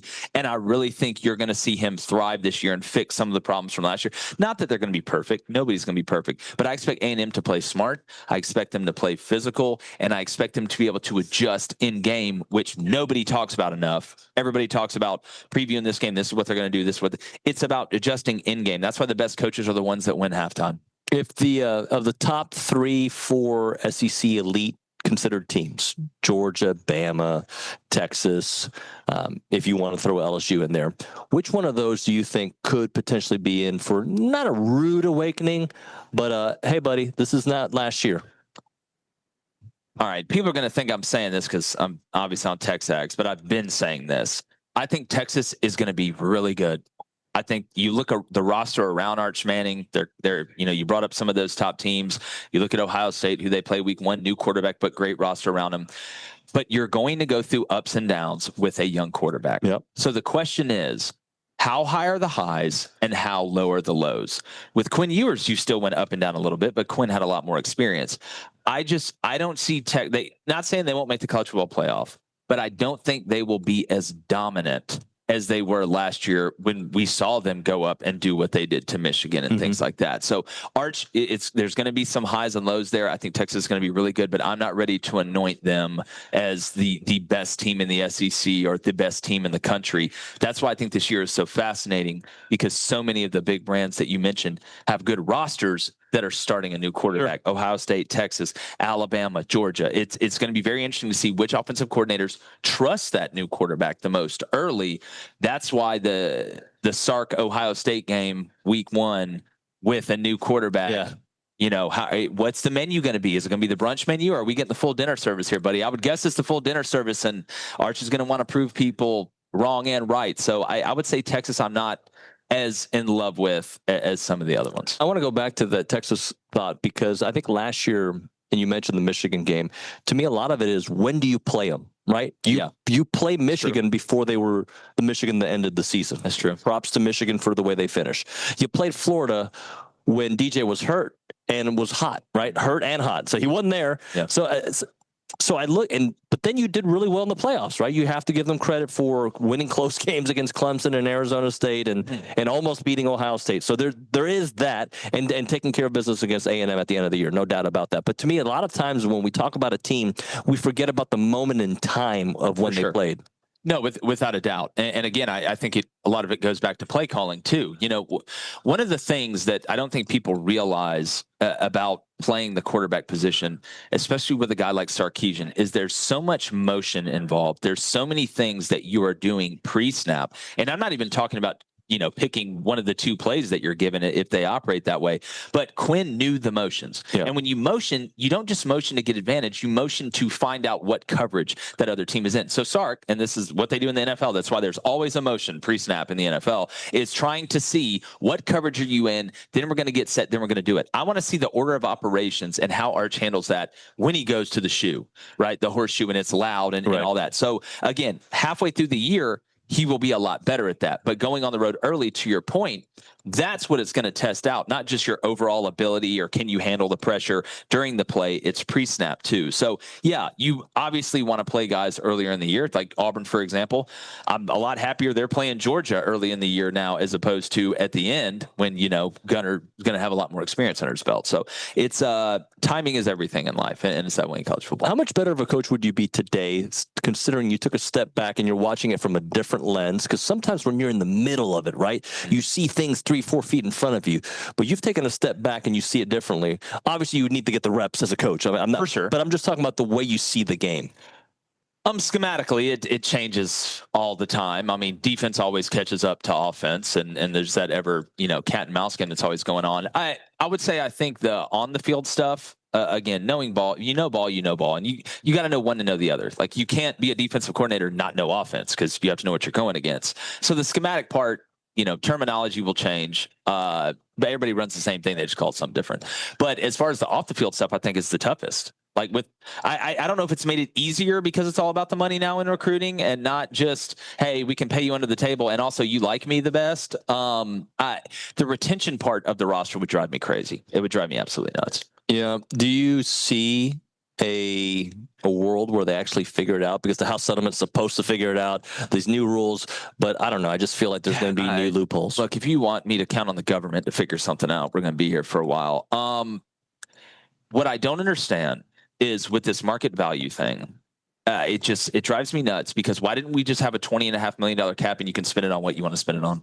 If you want to pay quarterback $10 million, okay, great. You've got $11.5 million left. And your market value changes. My market value is going to be different tomorrow than it was today. Arch Manning's market value before the Ohio State game, the day before, and the day after is going to be totally different. Yep. I think you're worth what somebody's willing to pay you. I think they get too cute. They're like Nussmeier when people blitz them. They just get too cute, and they try and do all these little things right, and they end up screwing it up when the answer is right there in front of your face. I love it. Jake, thanks so much, man. Man, appreciate you guys. Y'all are the best. You are too, man. Good luck Appreciate this your year. time. When we come back on TexAgs Live, I believe Trey Wallace of Outkick will be joining us. We'll chit-chat with him here and just get his thoughts on all the things happening. I know he was there for the Sankey press conference. We want to kind of get caught up when it comes to that. Right now, we're talking about the Association of Former Students, good friends there. When you're looking for an opportunity to work somewhere, it's the Association of Former Students, guys. If you are moving to the College Station area or Bryan College Station area, you should reach out to them because they have openings in several different departments, fundraising, communication, sales, you name it. They're the premier alumni association and the oldest organization supporting that Aggie network. They play a part in every Aggie story from Howdy to here. Don't miss opportunities to help out with Howdy socials, Aggie Rain Day, class reunions, and everything in between. Join a team that exemplifies those Aggie core values of excellence, integrity, leadership, loyalty, respect, and selfless service, all in support of that worldwide Aggie network. If you're interested in joining the team or know somebody who could potentially be a great fit, please visit tx.ag/association jobs to apply and get more information on each position. It is the Association of Former Students.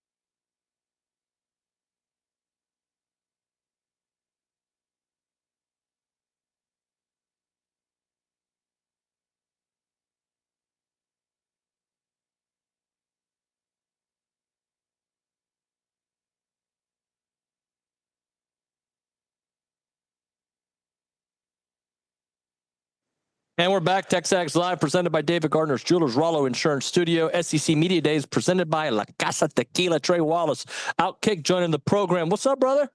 I'm good. I'm here. We've kicked things off. We've started. We've heard from, who we hear from? Brian Kelly, BK, Greg Sankey. Yeah. So now we're waiting on Nuss is coming up. Shane. Yeah, Nuss is doing his thing down there. We'll get Shane Beamer, and then good old Kiff this afternoon. We'll see what old Lane has to say along with Clark Lee. Well, I'm glad you brought up Lane because I got a tweet, and I don't know if I agree with this question, but is he fishing? Well, Art asked me, I'd like to find out what all the hype is about Ole Miss, please, asking for a friend. And I'm like, I don't think there's a lot of hype around Ole Miss this year. Do you? I think there's hype around Austin Simmons because we saw, and when I say hype, there's a difference between like Garrett Nussmeier hype. Yep. Other quarterbacks, I could go on and on. I think we saw a little bit of glimpse with Austin Simmons last year. Kind of in relief of Jackson. You're like, oh, snap. Okay. Remember the drive against Georgia and whatnot. So like, there's a lot of unknowns. This is not the, 2024 Ole Miss team where, the final dance or whatever the hell they wanted to call it last year because they spent so much NIL money to put that class together. When I look at Ole Miss, I'm like, okay, where's Walter Nolan on the defensive line? Yep. What do we really have at quarterback with Ole Miss? What are you doing at running back? Like those are questions. So I think Ole Miss could be a playoff team, but I think don't go crazy just because Lane is giving you some quotes. You think how good is it? Does that make sense? Like, yeah. Just because I don't think they're in that spot this year. I don't think Ole Miss is getting the hype that I think he's referring to. I feel like, I look at what Lane Kiffin does kind of like Mike Leach. If a quarterback plays for Lane Kiffin, I think they're going to put up some big numbers. Yeah. That's just kind of, and deservedly so, because that offense is good. I thought there was going to be a drop-off initially from Matt Corral to Jackson Dart. I did too. And there really wasn't. No, so there wasn't. So I kind of expect Austin Simmons to put up some really nice numbers. I do too. And I think that they got the receivers to do it. But at the same time, Austin is a dual threat. Let's see how much he tucks in and go. Yep. Compares to sitting in the pocket for 3 seconds and throwing it 20 yards down the field. Right. That to me is the most interesting part. I could say same thing for Marcel at A&M. Okay, let's go, Reed. Right. Like, you're that type of guy. Like, let's go 15, 20 yards down the field. Let's stay in the pocket for a minute before we start scrambling out and trying to make plays with your legs, which he can do both. I love Marcel. So it's kind of the same thing with Austin at Ole Miss. So I'm not really buying the Ole Miss stuff right now. I think I'm in a wait and see approach with them. Yep. Just because there's a couple of the teams at the top to kind of have my eye. So how many teams in the SEC do you think you can make an argument for could be a playoff team? Right? It's not gonna be more than 4 or 5, right? Like we know that 4 probably, right? Yeah. But like you can make an argument. Yeah, you know what? A&M could be that team. You know what? South Carolina can be that team. You know what? I think LSU can be that team. How many teams do you think on the top of your head you can make an argument for a playoff team? 4. Okay. 4. I mean, I go Texas. I go LSU. I go Alabama. If Ty Simpson can do something. And then I'm leaving one out. Georgia? Yeah, Georgia. That's your 4. Okay. So I do think this year, I've been following Lenore Sellers. I was on campus 3-4 years ago with Shane Beamer. Went and just watched some spring practice. It was Lenore Sellers' second ever practice in college. And I remember Shane Beamer looking at me and said, that's going to be the guy. Really? Yeah. Freshman, young kid out there, big goggles on, learning it. And then I watched him progress. I think Lenore's can be one of the top quarterbacks in the country. I do. He already is, right? Right. No, he is. But what I'm saying is, can he do that enough to lead South Carolina into playoff contention? Last year they were in it. Last year, I mean, the end of the season, the conversation was, okay, who's the other SEC team if things fall out of play that should get in? And South Carolina being that argument was really good. I think that, good Lord, you got Dylan Stewart along that defensive line. But again, folks are going to do the same thing to Dylan that they did to James Pierce from Tennessee last year. Right. They're going to double team him. And then so who else steps up, right? Who else steps up now?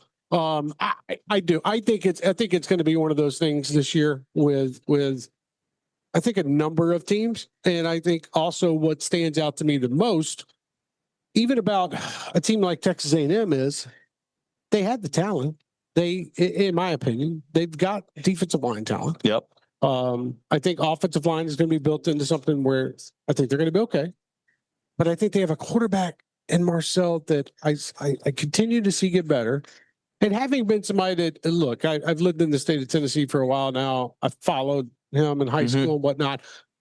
I think he can be that guy for the Aggies. But when we're looking at overall playoff teams right now, what is Texas A&M? Maybe seventh in my book. Okay. Maybe in the SEC. Sure. Like right there. And then you can make your way up. Like you never know what's going to. But seventh can be a 9-3 team. That's exactly right. And you're fighting for that spot. It's, to me, how many teams are the SEC going to have in contention for the 12th team? Like that's the biggest thing. Because if we're sitting here and we already know the formats and the bids and whatnot, and we're sitting here at the beginning of, I said this to somebody earlier, if we're sitting here at the beginning of November 1st, and LSU is not in contention for the playoff, LSU's got to make a move on Brian Kelly. Do you think they would do it this year? I don't think there's any sense of waiting, in my opinion. What are you waiting on? You waiting on? I mean, you got Nussmeier, right? You've got talent running back. You got a good defense.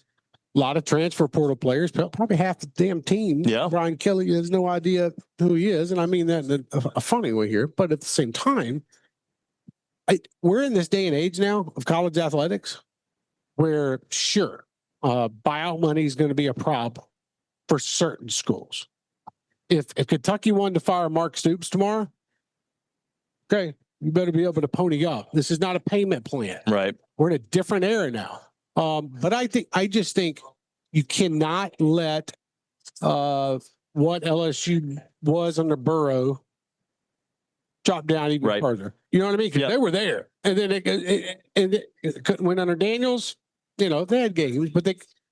So what I'm getting at here is, I said it the same thing with Jimbo. Jimbo's last year. I said if Texas A&M is not in playoff contention, first week in November, you got to fire him. Now we all know what happened with Jimbo, but LSU cannot sit around and not be in contention for these spots where you got Alabama still trying to figure out who they are. Ole Miss probably going to take a step back this year. Georgia, Texas. Okay. Texas, I think, would be fine. Georgia, I think too many people are buying into this Gunnar Stockton thing right now. So I'm just saying there's opportunities there, but at the same time, schools are going to have to make tough decisions going forward too. Last thing for you. I didn't get to listen to Sankey. So what came out of it? Oh, man. I mean, he's for NCAA tournament expansion. Congratulations. Okay, cool. Yeah. Okay. I don't want that nonsense. He did talk about how, look, the conversations coming out of the Big 12 media days, Brett Yormark pretty much doubled down, with the 5-11 format. Yep. That's what they want. Well, Greg Sankey said, us in the Big 10 control what happens. I mean, you said it. I think at the same time, when he said that him and Tony Petitti have a different view of the college football playoff, I think that says a lot. That does say a lot. And it seemed like they were aligned at one point, right? They were aligned at one point before we got into SEC media days, and all the coaches started coming out against the 4 automatic bids. That was not expected. Like at SEC media days, everybody went into that. The spring meetings? SEC spring meeting. Yeah, we're starting here on Monday. Spring meetings. Everybody went into that thinking the coaches and the ADs would be on the same page. They weren't. The coaches were saying other things. Lane and Kirby were going off. So what I'm getting at, I think right now where we are at, and with this, I think the Big Ten, sure, they hold everything with the SEC, but at the same time, the SEC is looking at the Big 12 and like, all right, man, we want the same thing you want. Right. We'll take 5-11, chill out with the comments though. And so, and Greg Sankey talking about the strength of schedule and how other teams would love to play their 8 or 9 games. Like, I'm tired of hearing about that. Just move the 9 games already. Just move it and get it over with. It sucks for the fans. The fans are the one paying. You're paying for season tickets and you're playing Sisters of the Poor, twice a year. The fans don't deserve that are paying a buckload of money to be able to go to these games. So I think we do get to 9 games here in the future. And I think overall, Greg Sankey just had his spiel that we've heard. Nothing against it. It's just the same old damn thing. And I think that December 1st, that deadline to figure out the CFP, it is looming. Yeah. And it'll be here before you know it. So we'll see. Appreciate you, brother. Thank man. you. Good Trey to see you, Wallace, buddy. Outkick, the best. All right, we'll hit a break here. We'll come back. Cole Cubelic on the other side. Milliken Reserve Time. Farm to table community in College Station. Homes, trails, farms, and wide open spaces. They have a mission to build a healthy community around nature. They're committed to treading lightly on the land that you can find Milliken Reserve on. They're dedicated to the conservation of a healthy community. They've got respect for the native landscape and 2,600 acres of open space, farms, 30 miles of trails, and homes. They want to connect families to nature and to each other. They have an extensive network of trails throughout a wooded landscape, and when you go there, don't be surprised to see the white-tailed deer, the songbirds, the rabbits, the turtles, you name it. And homeowners at Milliken Reserve sharing a legacy of conservation, which means generation after generation, you're coming back to that pristine countryside place. Come check it out. It is millikenreserve.com, the website, millikenreserve.com. Let's talk a little Snaps clothing. David Nuño here, and I love wearing Snaps clothing everywhere. I've got the flannel on right now. You've seen me in the Tailgater collection with the A&M gear. It is fantastic. If you see me around town with my sons, Christian and Cruz, they've got a bunch of Snaps gear. When they have big games for Consol, they wear nice clothes, so they wear their Snap stuff. And I'm telling you, with baseball season here, let's all kind of go looking stylish and fit to the games there at Olsen wearing the Snaps clothing.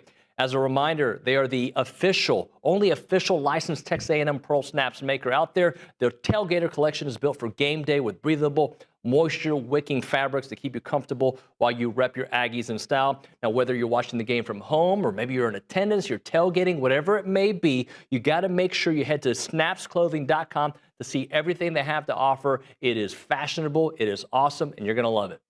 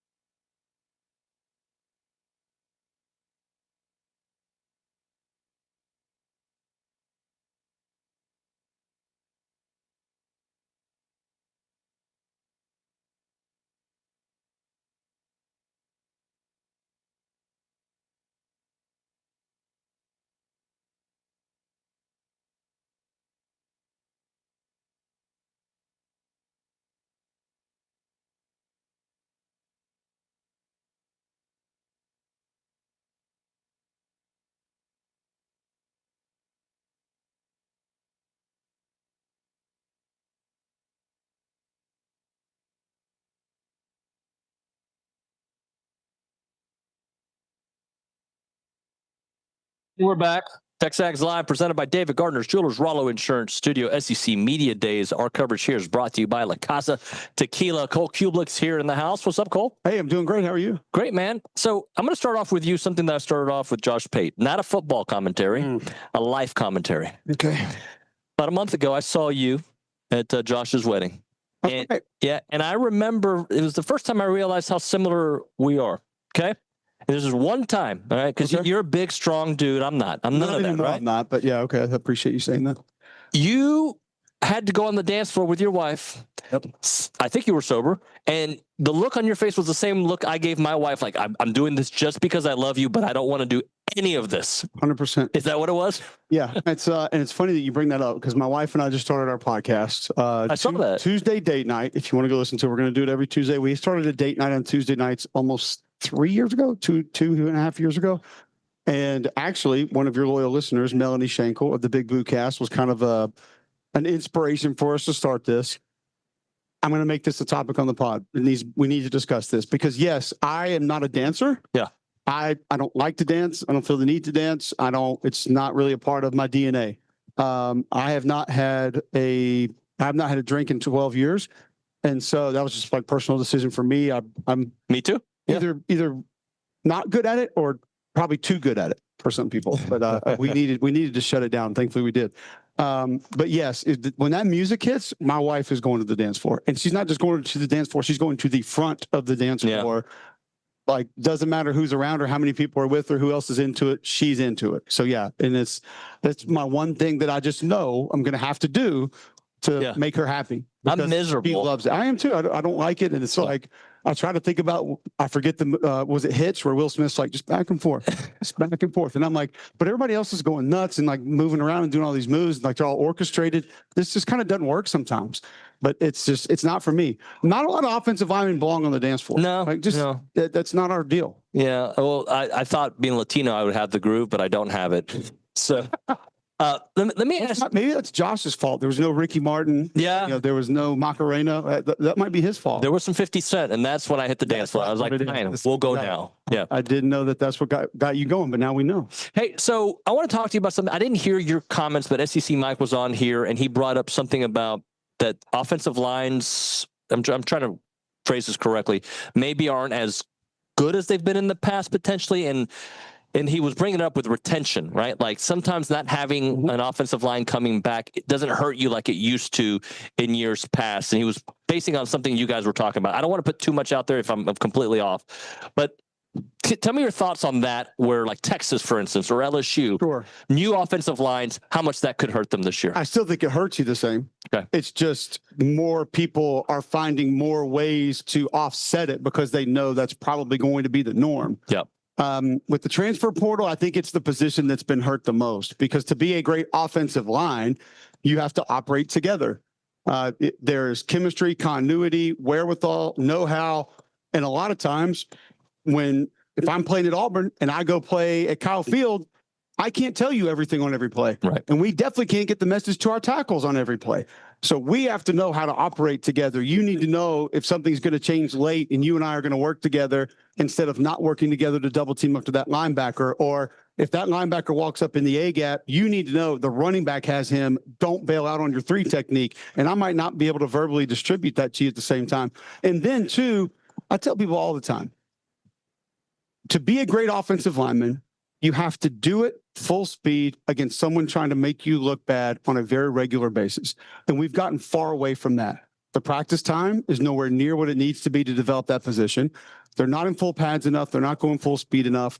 And that's why I think you see so many groups now change from week 2 or 3 to week 11 or 12. It's because the game reps are now becoming valuable practice reps. You can't do it in practice as much. Well, now take all that into consideration, and you got a guy that not only has not played in that system next to you, he hasn't even been in the locker room next to you. You guys even had friendly conversations before.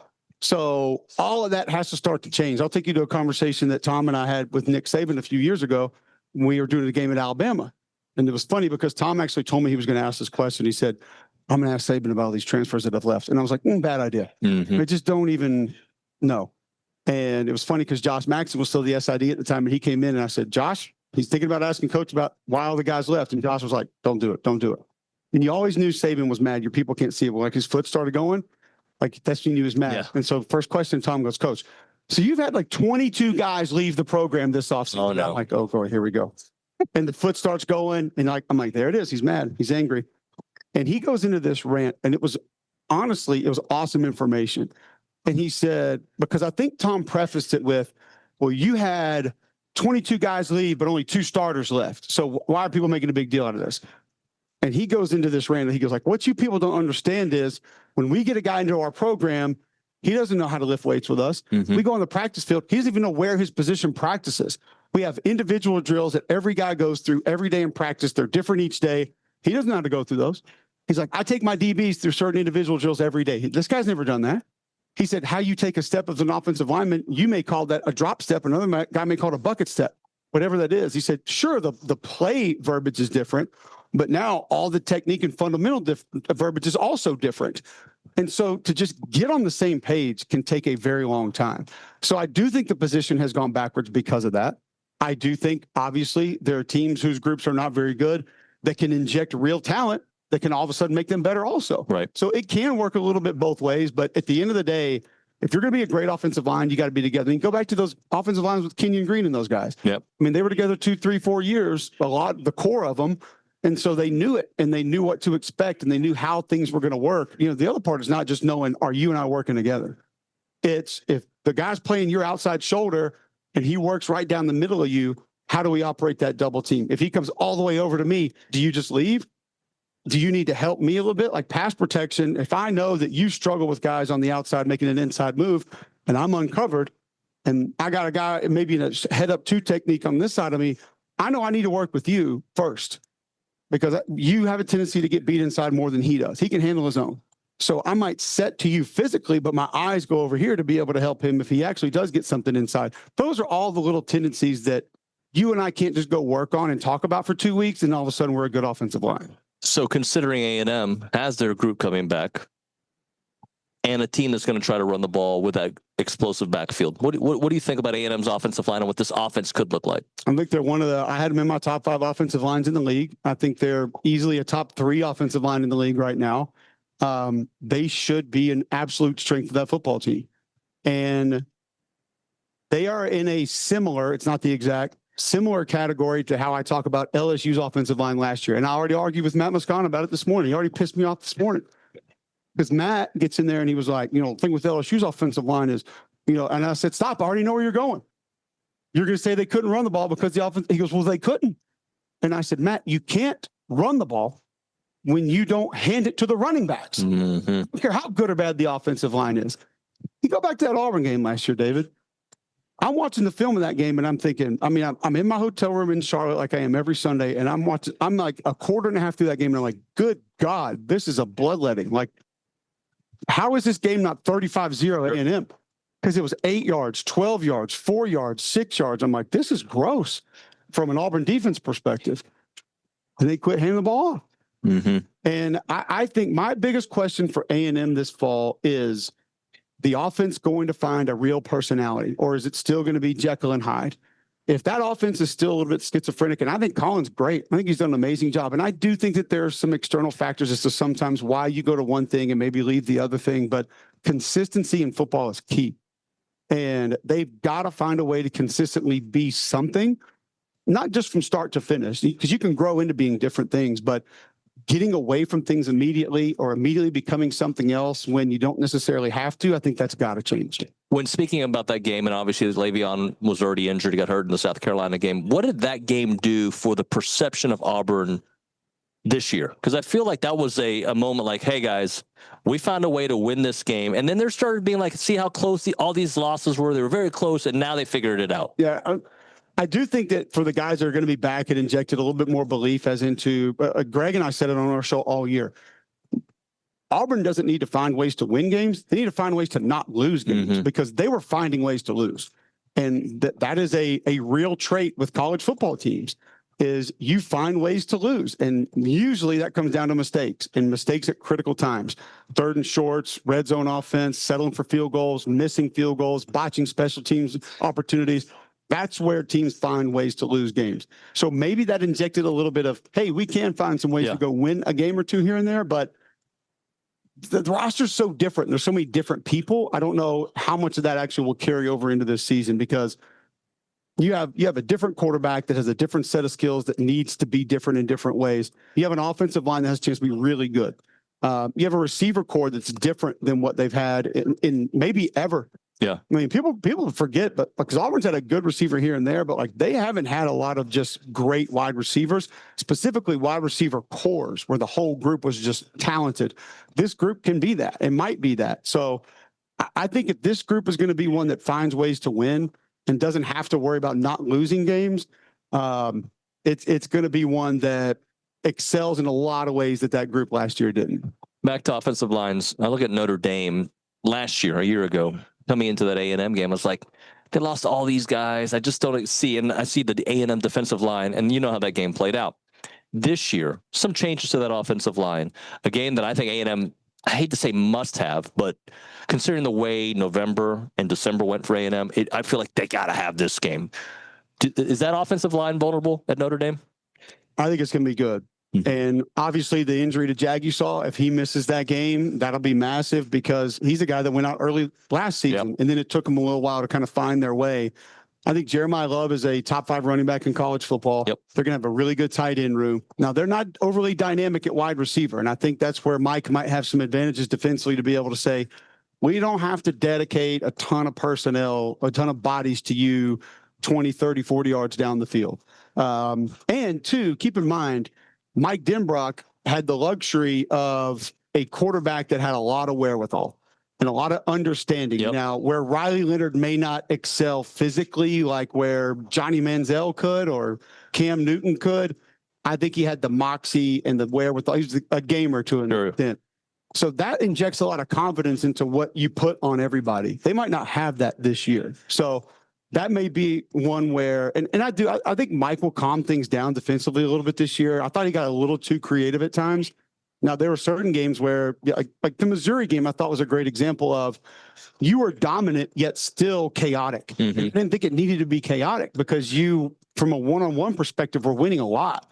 So I think he'll sort of settle things down a little bit this year. That's kind of my thought process on where it'll go. Even though the personnel across the board might not be as talented, I think it'll be more confident because I think he'll settle guys down at times to say, let's just do this. We don't have to try to create everything on our own, so to speak. Cool. Thank you, buddy. Appreciate you, man. That's it. Wow, that was fast. That was quick, man. Thanks for your time, brother. What time does Billy get up today? 1? He was on the road at 9 a.m. going to the airport. Nobody believes that. Appreciate you, sir. Thank you very much. Thanks for having me. All right, guys, let's hit a break here. When we come back, one short final segment, Rollo Insurance, when insurance matters most. Who's going to answer your call? That's the great folks at Rollo Insurance, Jackson, Jason, and the whole crew there. Keith, you name it. They are fantastic. Morgan, my guy. When my boys turned 17, because I'm old, I was old at getting their driver's license, we called Morgan up, got our new insurance. And, yeah, it cost us a little bit, but they got us the best possible rate out there. They got 60 offices in Texas. The difference is real. And, you know, their headquarters is right there on Highway 6 in College Station. Call them up at 888-44-ROLLO. That is 888-44-ROLLO, or go to rolloinsurance.com/TexAgs. That's rolloinsurance.com/TexAgs. The difference is real with Rollo Insurance.